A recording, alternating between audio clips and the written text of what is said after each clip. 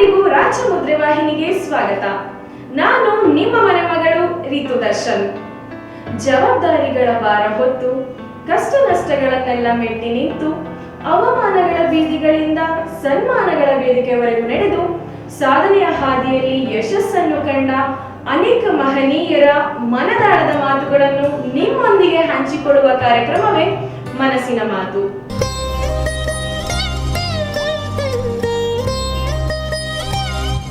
ನಿಮ್ಮೆಲ್ಲರಿಗೂ ಮನಸ್ಸಿನ ಮಾತು ಕಾರ್ಯಕ್ರಮಕ್ಕೆ ಸ್ವಾಗತ ಸುಸ್ವಾಗತ. ಇದು ನೊಂದ ಹೃದಯದ ಕಥೆ. ಇಂದು ನಮ್ಮೊಂದಿಗೆ ಚಿಕ್ಕಬಳ್ಳಾಪುರ ಜಿಲ್ಲೆಯ ಗೌರಿಬಿದನೂರು ತಾಲೂಕಿನ ಮುದುಗೆರೆ ಗ್ರಾಮದಲ್ಲಿ ಡಿ ವೆಂಕಟೇಶಯ್ಯ ಹಾಗೂ ರುಕ್ಮಿಣಮ್ಮ ದಂಪತಿಗಳಿಗೆ ಜನಿಸಿ ಇಂದು ರಾಜ್ಯಾದ್ಯಂತ ಎಲ್ಲರ ಮೆಚ್ಚುಗೆ ಪಡೆದು ಮಧುಗಿರಿಗೆ ಕೀರ್ತಿ ತಂದ ಶ್ರೀಮತಿ ಗಾಯತ್ರಿ ನಾರಾಯಣ್ ರವರು ನಮ್ಮೊಂದಿಗಿದ್ದಾರೆ. ಅವರಿಗೆ ಈ ಕಾರ್ಯಕ್ರಮಕ್ಕೆ ಸ್ವಾಗತ. ಒಬ್ಬರ ಜೀವನ ಬೆಳಕಾಗುವುದು ಅಂದ್ರೆ ಅದು ಸುಲಭದ ಮಾತಲ್ಲ. ಸಾವಿನ ಮನೆಗೆ ಹೋಗಿ ಕಣ್ಣನ್ನ ದಾನ ಮಾಡಿ ಅಂತ ಕೇಳೋದು ಸುಲಭದ ಮಾತಲ್ಲ. ಅವ್ರನ್ನ ಕನ್ವಿನ್ಸ್ ಮಾಡೋದು ಸುಲಭದ ಮಾತಲ್ಲ. ಬಟ್ ಕಳೆದ 35 ವರ್ಷಗಳಿಂದ ನಿಸ್ವಾರ್ಥವಾಗಿ ಆ ಸೇವೆಯನ್ನ ಮಾಡ್ತಾ ಇರುವಂತಹ ಗಾಯತ್ರಿ ನಾರಾಯಣ್ ಅವರಿಗೆ ಬರಲಿ ದೊಡ್ಡದಾದಂತಹ ಚಪ್ಪಾಳೆ.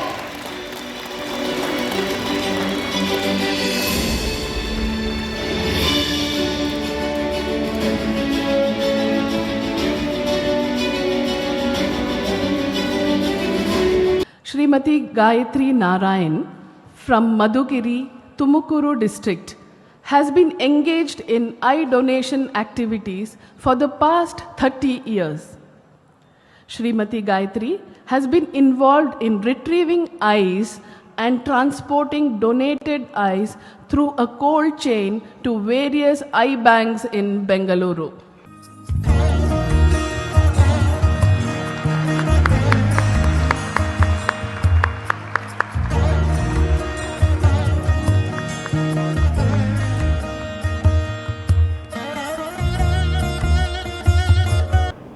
ಮುದುಗೆರೆ ಒಂದು ಸಣ್ಣ ಗ್ರಾಮ. ಅಲ್ಲಿ ಜನಿಸಿದ ನೀವು ಇಂದು ರಾಜ್ಯಾದ್ಯಂತ ಹೆಸರುವಾಸಿಯಾಗಿದ್ದೀರಾ. ಹಾಗಿದ್ರೆ ನಿಮ್ಮ ಬಾಲ್ಯ ಹೇಗಿತ್ತು? ಬಾಲ್ಯ ತುಂಬಾ ಚೆನ್ನಾಗಿತ್ತು. ಈಗಿನ ಮಕ್ಕಳಿಗೆ ಅಂತ ಬಾಲ್ಯ ಸಿಗೋದಿಲ್ಲ. ಯಾಕೆಂದ್ರೆ ನಮ್ಮ ಬಾಲ್ಯದ ಬೆಳವಣಿಗೆ ಅಲ್ಲಿ ಸೇರ್ತಾ ಇದ್ದ ಮಕ್ಕಳ ಆಟ ಪಾಠಗಳಾಗಿರ್ಬೋದು, ಶಾಲೆಯ ವಾತಾವರಣ ಆಗ್ಬೋದು, ತುಂಬಾ ಡಿಫ್ರೆನ್ಸ್. ಎಲ್ಲ ಮಕ್ಕಳು ಈಗ ಗ್ರಾಮೀಣ ಆಟಗಳು ಅಂಥವೆಲ್ಲ ಆಡ್ತಾ ಇದ್ವಿ. ಈಗೆಲ್ಲ ಅವೆಲ್ಲ ನೆನಪಿನಲ್ಲಿರುವಂತ ಇವಲ್ಲ. ಈಗಿನ ಮಕ್ಕಳಿಗೆ ಅವನ್ನ ಪರಿಚಯ ಮಾಡಿಸ್ಕೊಡ್ಬೇಕಾಗಿದೆ. ನಾನು ತುಂಬ ಕುಟುಂಬದಲ್ಲಿ ಹುಟ್ಟಿರುವಂಥವಳು. 7 ಜನ ಅಣ್ಣ ತಮ್ಮಂದ್ರು, 3 ಜನ ಅಕ್ಕ ತಂಗಿರು. ನಮ್ದು ಒಟ್ಟು ಕುಟುಂಬ. ನಮ್ಮ ಮನೆಗೆ ಬಂದು ಹೋಗೋ ಅತಿಥಿಗಳು ನಮ್ಮ ಹಳ್ಳಿಗೆ ಯಾರೇ ಗೆಸ್ಟ್ಗಳು ಬಂದ್ರು ಅವ್ರಿಗೆಲ್ಲ ಊಟ ವಸತಿ ನಮ್ಮ ಮನೆಯಲ್ಲೇ ಆಗ್ತಾ ಇತ್ತು.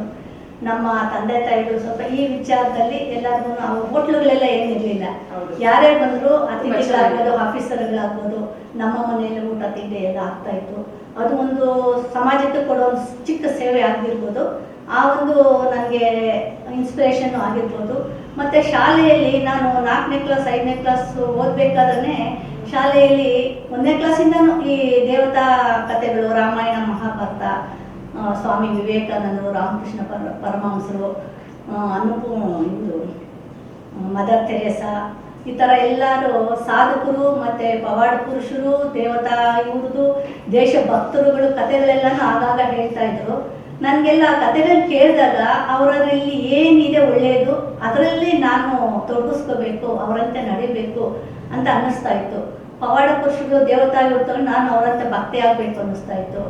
ಈ ಮದರ್ ತೆರೇಸಾ ಅವ್ರನ್ನೆಲ್ಲ ನೋಡಿದಾಗ ನಾನು ಆ ರೀತಿ ಸೇವೆ ಮಾಡಬೇಕು, ಅವರಂತೆ ನನ್ನ ಸಮಾಜಕ್ಕೆ ನಾನು ಒಂದು ಕೊಡಬೇಕು ಅಂತ ಅನ್ನಿಸ್ತಾ ಇತ್ತು. ಸ್ವಾಮಿ ವಿವೇಕಾನಂದರು ಜಾತಿ ಮತ ಕುಲ ಧರ್ಮ ಇಲ್ಲ, ದೇಶದ ಒಂದು ಸಂಸ್ಕಾರವನ್ನ ಸಂಸ್ಕೃತಿಯನ್ನ ಎತ್ತಿ ಹಿಡಿತಾ ಇದ್ದಾರಲ್ಲ, ಅಂತ ಒಂದು ಉನ್ನತ ಸ್ಥಿತಿಗೆ ಏರದೆ ಹೋದ್ರು ಕನಿಷ್ಠ ಅವರ ನಡೆದ ಹಾದಿಯಲ್ಲಿ ನಡೆಯುವಂಥ ಪ್ರಯತ್ನ ಮಾಡಬೇಕು ಅಂತ ನಂಗೆ ಆ ಚಿಕ್ಕ ವಯಸ್ಸಿನಲ್ಲೇ ನನ್ನ ಮನಸ್ಸಿನಲ್ಲಿ ಅದು ಪ್ರತಿಧ್ವನಿಸ್ತಾ ಇತ್ತು. ಆ ರೀತಿ ಹೋಗ್ಬೇಕು, ಅಲ್ಲೇ ಮಾಡಬೇಕು, ಹಾಗೆ ಮಾಡಬೇಕು ಅಂತ.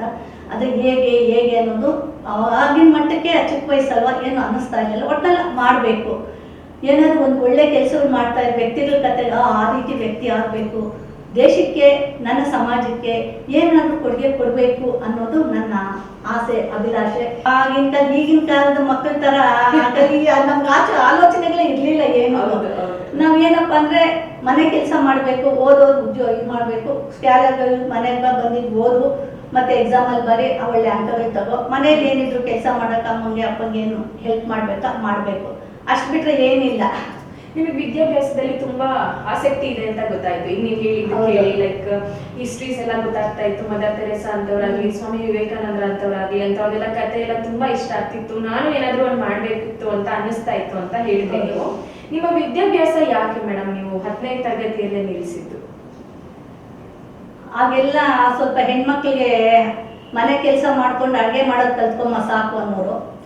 ಮತ್ತೆ ನಾವು ಹೆಣ್ಮಕ್ಳು ಜಾಸ್ತಿ ಹೋದ್ರೆ ಇನ್ನೂ ಜಾಸ್ತಿ ಓದಿರುವಂತ ವರನ್ ಹುಡುಕ್ಬೇಕು, ವರದಕ್ಷಿಣೆಗಳು ಜಾಸ್ತಿ ಲಕ್ಷಾಂತರ ರೂಪಾಯಿ ಕೊಡ್ಬೇಕು.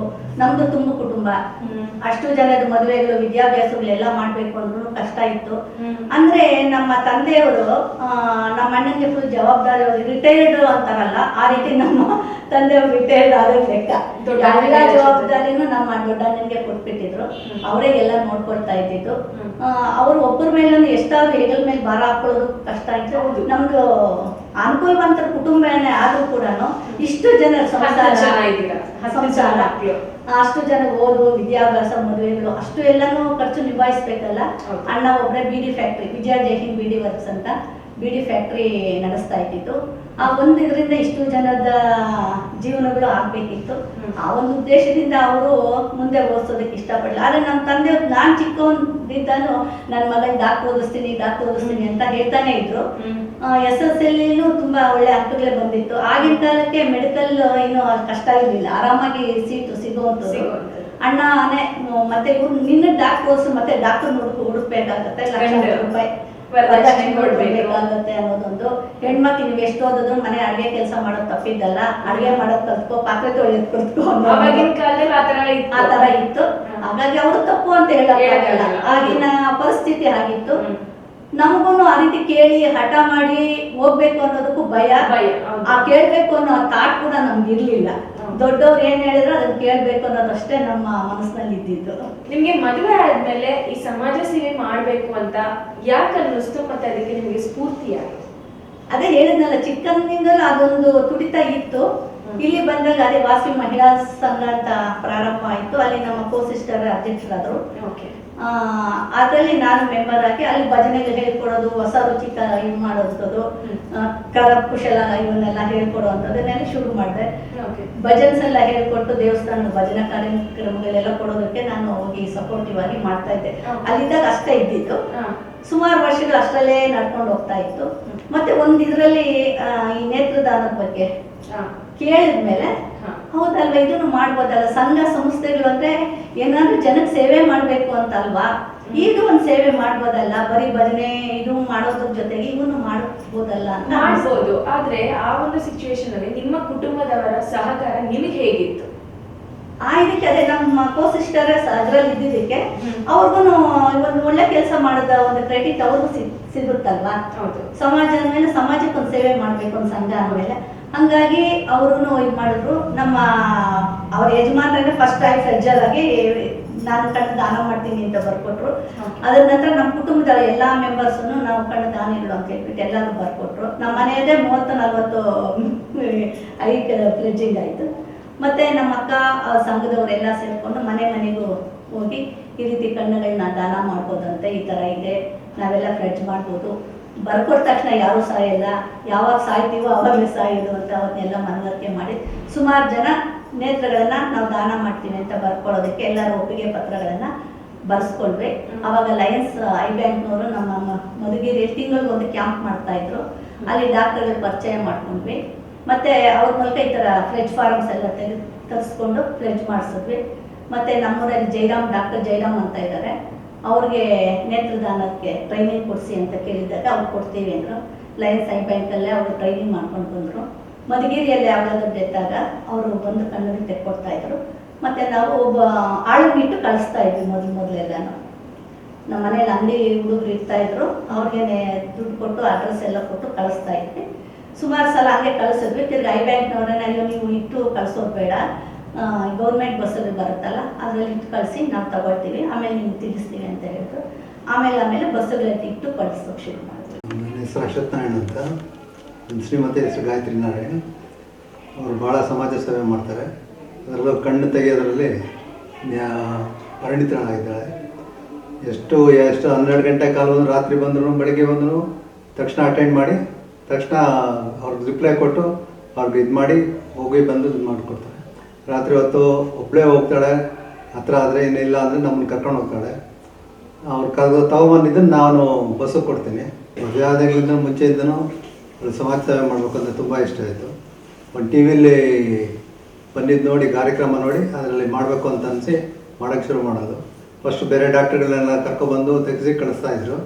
ನೆಕ್ಸ್ಟ್ ಒಂದು 3 ವರ್ಷದಿಂದ ನಮ್ಮದೇ ಒಂದು ಸಂಘ ಮಾಡಿಕೊಂಡು ಟ್ರಸ್ಟ್ ಮಾಡಿಕೊಂಡು ಅದ್ರ ಮುಖಾಂತರ ಲೈಸೆನ್ಸ್ ತೊಗೊಂಡು ನಾರಾಯಣ ನೇತ್ರಾಲಯದಿಂದ ತರಬೇತಿ ತೊಗೊಂಡು ಬಂದು ಸ್ವಂತ ತೆಗೆಯೋಕ್ಕೆ ಶುರು ಮಾಡೋರು. ಸ್ವಂತ ಒಂದು 300 ಜೋಡಿ ಮೇಲೆ ತೆಗೆದಿದ್ದಾಳೆ. ತೆಗೆದಿರೋ ಎಲ್ಲ ಕಣ್ಣುಗಳು ಸಕ್ಸಸ್ ಆಗಿದೆ, ಎಲ್ಲ ಉಪಯೋಗಕ್ಕೆ ಬಂದಿದೆ. ಮೇಡಮ್, ಫಸ್ಟ್ ನಿಮಗೆ ಮಕ್ಕಳಾದಾಗ ಅವರ ಬೆಳವಣಿಗೆ ಹಾಗೂ ಅವರ ವಿದ್ಯಾಭ್ಯಾಸಕ್ಕೆ ನಿಮ್ಮ ಸಮಾಜ ಸೇವೆ ಅಡ್ಡಿ ಆಗ್ಲಿಲ್ವಾ ಅಥವಾ ನಿಮಗೆ ಯಾವ ತರ ಸಿಚುವೇಶನ್ಸ್ ನ ಫೇಸ್ ಮಾಡಿದ್ರಿ? ನನಗೆ ಫಸ್ಟ್ 2 ಹೆಣ್ಮಕ್ಳು ಹುಟ್ಟೋವಾಗೆ ನಾನು ಇನ್ನೂ ಆಗ ಸಮಾಜ ಸೇವೆಗೆ ಇನ್ನೂ ತೊಡಗಿಸ್ಕೊಂಡಿರ್ಲಿಲ್ಲ. ಸರಿ. ಚಿಕ್ಕ ಮಗಳು ಹುಟ್ಟೋ ಹೊತ್ತಿಗೆ ಅವಾಗ ಜಾಯಿನ್ ಆಗಿದ್ದು. ಅವಾಗೆಲ್ಲ ವಾಸವಿ ಮಹಿಳಾ ಸಂಘ ಅಂದರೆ ಬರೀ ಭಜನೆಗಳು, ಕರಕುಶಲ, ಅಡುಗೆ ಇದು ಮಾಡುವಂಥದ್ದು ಆ ಥರ ಎಲ್ಲ ಸಣ್ಣ ಪುಟ್ಟ ಇವೆ. ಯಾವಾಗಲೂ ಒಂದೊಂದು ದಿವಸ, ವಾರಕ್ಕೊಂದು ದಿವಸ, ತಿಂಗಳಿಗೊಂದು ದಿವಸ ಈ ಥರ ಕಾರ್ಯಕ್ರಮಗಳಾಗ್ತಾ ಇತ್ತು. ಅದೇ ನನ್ನ ಮಕ್ಕಳು ತುಂಬ ಒಳ್ಳೆ ಮಕ್ಕಳು ಅಂತ ಹೇಳ್ಬೋದು. ಯಾಕೆಂದರೆ ಯಾವತ್ತೂ ನನಗೆ ಅಮ್ಮನೇ ಇರಬೇಕು, ಅಮ್ಮನೇ ಇರಬೇಕು ಅನ್ನೋದು ಹಠ ಇರಲಿಲ್ಲ. ನಮ್ಮದು ಜಾಯಿಂಟ್ ಕುಟುಂಬ ಆಗಿದ್ದರಿಂದ ಯಾರೋ ಒಬ್ಬರ ಜೊತೆ ಕೊಡ್ತಾ ಇದ್ರು. ಅವ್ರು ಯಾವುದಕ್ಕೂ ಹಠ ಮಾಡೋ ಇದ್ರಲ್ಲ. ಇನ್ನು ಸ್ಕೂಲಿಂದ ಬಂದ ತಕ್ಷಣ ಅವ್ರವ್ರ ಹೋಮ್ವರ್ಕ್ಗಳು ಅವೆಲ್ಲ ಅವರವರೇ ಮಾಡ್ಕೊಳ್ತಾ ಇದ್ರು. ನನ್ನೂರಿಗೂ ಬರುವಂಥ ಅವಶ್ಯಕತೆನೇ ಇರ್ತಾ ಇರಲಿಲ್ಲ. ಆದರೆ ನಾನು ಫ್ರೀ ಇದ್ದಾಗೆಲ್ಲ ಅವ್ರು ಕೂಡಿಸ್ಕೊಂಡು ಹೇಳ್ಕೊಡ್ತಾ ಇದ್ದೆ. ಆಗಲೇ ಭಗವದ್ಗೀತೆ, ಸ್ತೋತ್ರಗಳು, ಮಂತ್ರಗಳು ಎಲ್ಲ ಹೇಳ್ಕೊಡ್ತಾ ಇದ್ದೆ. ತುಂಬ ಚೆನ್ನಾಗಿ ಕಲಿತಾ ಇದ್ರು. ನನ್ನ ಹೆಸರು ಯಶಸ್ ಅಂತ, ನಾನು ಗಾಯತ್ರಿ ಅವ್ರ ಮಗ. ಸೊ ನಾನು ಚಿಕ್ಕವನಿದ್ದಾಗಲಿಂದನೂ ಅಮ್ಮ ಸೋಷಿಯಲ್ ಸರ್ವಿಸ್ ಅದು ಮಾಡೋದು ನೋಡ್ತಾನೆ ಇದ್ದೀನಿ. ಸೊ ಅವಾಗಲಿಂದನೂ ನನಗೆ like I am getting inspiration from her. And ನೇತ್ರದಾನ ಮಾಡೋದು ಲೈಕ್ ಬೇರೆ ಎಲ್ಲರೂ ಸಮಾಜ ಸೇವೆ ಮಾಡ್ತಾರೆ. ಸೊ ನೇತ್ರದಾನ ಹಿಂಗೆ ಬ್ಲಡ್ ಡೊನೇಷನ್ ಇದು ಮಾಡಿಸೋದು like it's very unique when compared to others. And ಇವಾಗ ನಮ್ಮ ಫ್ರೆಂಡ್ಸಲ್ಲಿ ಯಾರ ಪೇರೆಂಟ್ಸೂ ಈ ಥರ ಎಲ್ಲ ಮಾಡೋದು ನಾನು ನೋಡಿಲ್ಲ. ಸೊ ನಮ್ಮ ಅಮ್ಮ ಹಿಂಗೆ ಮಾಡ್ತಿರೋದು ನೋಡಿ like I was very proud of her and she is very unique. So ನನ್ನ ಕೈಲಾದಷ್ಟು ಎಲ್ಲ ನಾನು ಸಪೋರ್ಟ್ ಮಾಡ್ಕೊಂಡೇ ಬರ್ತಾಯಿದ್ದೀನಿ. ಸೊ ಇವಾಗ ಹಿಂಗೆ ಐ ಡೊನೇಷನ್ದು ಕಾಲ್ ಬಂದಾಗೆಲ್ಲ ಜೊತೇಲಿ ಹೋದಾಗಲೇ, especially when it's night time ಆ ಥರ ಇದ್ದಾಗೆಲ್ಲ ಜೊತೇಲಿ ಹೋಗಿ ಬರೋದು. ಸೊ ಆ ಥರ ಸೊ ನನ್ನ ಕೈಲಿ ಏನಾಗುತ್ತೋ ಅದೆಲ್ಲ ನಾನು ಮಾಡ್ತಾನೆ ಇದ್ದೀನಿ. ಯಾವತ್ತೂ ಏನು ಅವೆಲ್ಲ ಮಾಡಬೇಡ, ಯಾಕೆ ಆ ಥರ ಏನು ಇದು ಮಾಡಿಲ್ಲ ನಾನು. ಸೊ ನಾನು ಅವ್ರಿಗೆ ಹೆಲ್ಪ್ ಮಾಡ್ತಾನೆ ಇದ್ದೀನಿ, ಇನ್ನೂ ಲೈಕ್ ಸಪೋರ್ಟ್ ಮಾಡ್ತಾನೆ ಇದ್ದೀನಿ. ಸೊ ಇವಾಗ ಆಲ್ಮೋಸ್ಟ್ ಒಂದು 65 years ಆದ್ರೂ so she still doing the same and I am ತುಂಬ ಪ್ರೌಡ್ ಫೀಲ್ ಆಗುತ್ತೆ. ಮೇಡಮ್, ಇವಾಗ ನೀವು 2008ರಲ್ಲಿ 30,000 ಜನಗಳ ಸಹಿ ಸಂಗ್ರಹ ಮಾಡಿದ್ದೀರಾ. ಹೇಗೆ ಸಾಧ್ಯ ಮೇಡಮ್? ಅದು 30,000 ಜನದ್ದು ಸಿಗ್ನೇಚರ್ಸ್ನ ಒಂದು ಕಡೆ ನೀವು ಸಂಗ್ರಹ ಮಾಡಬೇಕು ಅಂತ ಅಂದರೆ ತಮಾಷೆ ಮಾತಲ್ಲ. ಹೇಗೆ ಸಾಧ್ಯ ಆಯಿತು? ಇದು ತಾಯಿ ಪ್ರೇರಣೆ ಇರ್ಬೋದು, ಮತ್ತು ನಮ್ಮ ಊರಿಗೆ ಏನಾದೊಂದು ಕೊಡುಗೆ ಕೊಡಬೇಕು ಅನ್ನೋದು ಮನದಲ್ಲಿತ್ತು. ಮಧುಗಿರಿ ಬೆಟ್ಟ ಇರೋದ್ರಿಂದ ಅದನ್ನು ಪ್ರವಾಸಿ ಕೇಂದ್ರವಾಗಿ ಅಭಿವೃದ್ಧಿ ಪಡಿಸುವಂಥದ್ದು, ಮತ್ತು ಕಂದಾಯ ಜಿಲ್ಲೆಯಾಗಿ ನಮ್ಮ ಮಧುಗಿರಿಯನ್ನು ಪರಿವರ್ತನೆ ಮಾಡುವಂಥದ್ದೊಂದು, ಮತ್ತು ಅಲ್ಲಿಗೊಂದು ಬ್ಲಡ್ ಬ್ಯಾಂಕ್ ಯೂನಿಟ್ ಒಂದು ಬೇಕು ಅನ್ನೋದೊಂದು ನಮ್ಮ ಆಶಯ ಆಗಿತ್ತು. ಇದರಿಂದ ಜನಕ್ಕೆ ತುಂಬ ಉಪಯೋಗ ಆಗುತ್ತೆ ಅನ್ನೋದೊಂದು. ಪ್ರವಾಸಿ ಕೇಂದ್ರ ಆದ ಸಣ್ಣ ಪುಟ್ಟ ವ್ಯಾಪಾರಿಗಳಿಗೆ, ಆಟೋಗಳಿಗೆ, ಟ್ಯಾಕ್ಸಿಗಳಿಗೆ ಇವರಿಗೆಲ್ಲನೂ ಜೀವನಾಧಾರ ಸಿಗುತ್ತೆ. ಮನೆಯಲ್ಲೇ ಮಾಡುವಂಥ ಪದಾರ್ಥಗಳನ್ನು ಮಾರಾಟ ಮಾಡಲಿಕ್ಕೆ ಒಂದು ಸ್ಥಳ ಆಗುತ್ತೆ. ಒಟ್ಟಿನಲ್ಲಿ ಒಂದು ಜೀವನಾಧಾರಕ್ಕೆ ಸುಮಾರು ಜನಕ್ಕೆ ಜೀವನಾಧಾರ ಸಿಗುವಂತ ಆಗುತ್ತಲ್ಲ ಅನ್ನೋ ಒಂದು ಆಸೆ ನನಗೆ ಮೂಡಿಸ್ತು. ಇದೊಂದು ಅಭಿವೃದ್ಧಿ ಆದರೆ ತುಂಬ ಒಳ್ಳೆಯದಾಗುತ್ತಲ್ಲ ಅನ್ನೋ ಒಂದು ಭಾವನೆ, ಸಮಾಜಕ್ಕೆ ಇದೊಂದು ಚಿಕ್ಕ ಕೊಡುಗೆ ಮಾಡಬಹುದಲ್ಲ ಅನ್ನೋ ಒಂದು ಆಲೋಚನೆ. ಮೇಡಮ್, ಮತ್ತೆ 2014ರಲ್ಲಿ 25,000 ಜನ, ಮತ್ತೆ ಅಷ್ಟು ಜನಗಳದ್ದು ನೀವು ಸಹಿನ ಸಂಗ್ರಹ ಮಾಡಿದ್ದೀರಾ. ಹೇಗೆ ಮೇಡಮ್ ಇದೆಲ್ಲ ಸಾಧ್ಯ ಆಗುತ್ತೆ? ಯಾಕಂತಂದ್ರೆ ಮೊದಲು 30,000 ಜನ ತಗೊಂಡಿದ್ದೀರಾ, ಮತ್ತೆ 25,000 ಜನಗಳದ್ದು ಸಿಗ್ನೇಚರ್ಸ್ ನ ಸಂಗ್ರಹ ಮಾಡಿದ್ದೀರಾ. ನೀವೇನಾದ್ರೂ ರಾಜಕೀಯದಲ್ಲಿ ಇರ್ತಿದ್ರೆ ಒಬ್ಬ ಪ್ರಭಾವಿ ರಾಜಕಾರಣಿ ಆಗಿರ್ತಿದ್ರಿ ಅನ್ಸುತ್ತೆ. ಇರ್ಲಿ, ಇವಾಗ ಹೇಗೆ ಸಾಧ್ಯ ಆಯ್ತು ಮೇಡಮ್ ಅದು ಹೇಳಿ. ಮೊದಲು ವಾಸವಿ ಮಹಿಳಾ ಸಂಘದಲ್ಲೇ ಇದ್ದೆ. ಆಮೇಲೆ ವಿವೇಕ ಜಾಗೃತ ಬಳಗ ಅಂತ ಸ್ವಾಮಿ ವಿವೇಕಾನಂದ ಸಂಸ್ಥೆ ಸುಮಾರು 10 ವರ್ಷಗಳ ಕಾಲ ಅಲ್ಲಿ ಸೇವೆಯನ್ನು ಮಾಡಿದೆ. ಅಲ್ಲಿ ಈ ಒಂದು ಸೇವಾ ಕಾರ್ಯಗಳಿಗೆಲ್ಲ ನನಗೆ ಸ್ಫೂರ್ತಿ, ಅವಕಾಶ ಮತ್ತು ಸಪೋರ್ಟು ಸಿಕ್ತು. ಓಕೆ. ಈ ಸುಮಾರು 2005ರಲ್ಲಿ ನೀರಿಗೆ ತುಂಬಾ ಕೊರತೆಯಾಗಿ ಆವಾಗ ಒಂದು 15,000 ಸಿಗ್ನೇಚರ್ಸ್ನ ಕಲೆಕ್ಟ್ ಮಾಡಿ ಸಿದ್ದರಕಟ್ಟೆ ಜೀರ್ಣೋದ್ಧಾರ ಕಾರ್ಯ ಮಾಡಬೇಕು ಅಂತ ಆವಾಗ 15,000 ಸಿಗ್ನೇಚರ್ಸ್ ಕಲೆಕ್ಟ್ ಮಾಡಿ DC ಅವ್ರಿಗೆ AC ಅವ್ರಿಗೆಲ್ಲ ನಾವು ಮನವಿ ಪತ್ರಗಳು ಕೊಟ್ವಿ. DC ಅವ್ರು ಏನಕ್ಕೋ ನಮ್ಮ ಮಧುಗಿರಿಗೆ ಬಂದಾಗ ನಾನು ಸಹಿ ಸಂಗ್ರಹ ಮಾಡ್ತಾ ಇರೋದು ನೋಡಿ ನೀವು ಇಷ್ಟೆಲ್ಲ ಮಾಡ್ತಾ ಇದ್ದೀರ ಮೇಡಮ್, ನಾವೇ ನಮ್ಮ ಸಂಸ್ಥೆ ಇದರಿಂದ ನನ್ನ ಫಂಡಿಂದಾನೇ ನಿಮಗೆ ಸಿದ್ದರಕಟ್ಟೆ ಜೀರ್ಣೋದ್ಧಾರಕ್ಕೆ ನಾನು ಅನುಕೂಲ ಮಾಡಿಕೊಡ್ತೀನಿ ಅಂತ ತಕ್ಷಣವೇ 2 ಲಕ್ಷ ಒಂದ್ಸಲ 3 ಲಕ್ಷ ಒಂದ್ಸಲ ಸ್ಯಾಂಕ್ಷನ್ ಮಾಡಿ ಸಿದ್ದರಕಟ್ಟೆಗೆ ತುಮಕೂರು ರಸ್ತೆಯಿಂದ ಒಂದು ಕಚ್ಚಾ ಮಾರ್ಗ ಮತ್ತೆ ಸಿದ್ದರಕಟ್ಟೆ ಶಿಥಿಲವಾಗಿರುವಂಥ ಕಟ್ಟೆಯನ್ನು ರಿಪೇರಿ ಮಾಡಿಸಿ ಕೋಡಿಯನ್ನು ರಿಪೇರಿ ಮಾಡಿಸಿದ್ರು. ಮತ್ತೆ ಬೆಟ್ಟದಿಂದ ನೀರು ಬರುವಂಥದ್ದೆಲ್ಲ ಬೇರೆ ಇವರು ಅವ್ರ ಕಡೆ ಕೆರೆಗೆ ಹೋಗೋಂಗೆ ಮಾಡ್ಕೊಂಡ್ಬಿಟ್ಟು ನೀರು ಯಾವ್ದು ಇಲ್ಲಿಗೆ ಬರೋದಕ್ಕೆ ಅವಕಾಶ ಇಲ್ದಂಗೆ ಆಗ್ಬಿಟ್ಟು ಸಿದ್ದರಕಟ್ಟೆ ಒಣಗೋಗ್ಬಿಟ್ಟು ಮಧುಗಿರಿ ಇದಕ್ಕೆ ತುಂಬಾನೇ ನೀರಿಗೆ ಅಭಾವ ಉಂಟಾಗ್ಬಿಟ್ಟಿತ್ತು. ಆವಾಗ ನಮ್ಮ ಸಹಿ ಸಂಗ್ರಹ ನೋಡಿ ಅಲ್ಲಿನ ಯುವ ಜನರು ಸಿದ್ದರಕಟ್ಟೆ ಹಿತರಕ್ಷಣಾ ಸಮಿತಿ ಅಂತ ಒಂದು ಸಮಿತಿಯನ್ನ ಮಾಡಿಕೊಂಡು ಮೇಡಮ್ ನಾವು ನಿಮ್ಮ ಜೊತೆಗಿದ್ದು ನಾವು ಇದನ್ನ ಮಾಡಿಸ್ಕೊಡ್ತೀವಿ ನೋಡಿ, ಬೆಟ್ಟದ ನೀರು ಇಲ್ಲಿ ಬಂದ್ರೆ ನಿಮ್ಗೆ ನೀರು ಇರುತ್ತೆ, ಇಲ್ಲ ಅಂದ್ರೆ ನೀರು ಬರಲ್ಲ ಅಂತ ಹೇಳಿದ್ರು. ಅವರು ಇದರಿಂದ ಇಚ್ಛೆಯಿಂದ ಅಲ್ಲಿ ಒಂದು ಸೇವೆ ಮಾಡ್ತೀವಿ ಅಂತ ಹೇಳ್ಬಿಟ್ಟು ಬಂದು ಬೆಟ್ಟದ ನೀರೆಲ್ಲನೂ ಇದು ಕಟ್ಟೆಗೆ ಬರೋ ಹಾಗೆ ಕಾಲುವೆಯನ್ನ ನಿರ್ಮಾಣ ಮಾಡಿಕೊಟ್ರು. ಮತ್ತೆ ಡಿವೈನ್ ಪಾರ್ಕ್ ಸಾಲಿಗ್ರಾಮದಿಂದ ಒಬ್ರು ಅಲ್ಲಿ ನಮ್ಮ ಮಧುಗಿರಿಗೆ ಬಂದು ಇಲ್ಲಿ ಒಂದು ಸಂಸ್ಥೆ ಪ್ರಾರಂಭ ಮಾಡೋಣ, ಅಲ್ಲೆಲ್ಲ ಇಷ್ಟೆಲ್ಲ ಒಂದು ಒಳ್ಳೆ ಕಾರ್ಯಗಳು ನಡೀತಾ ಇದೆ ಅಂತ ಹೇಳಿದ್ರು.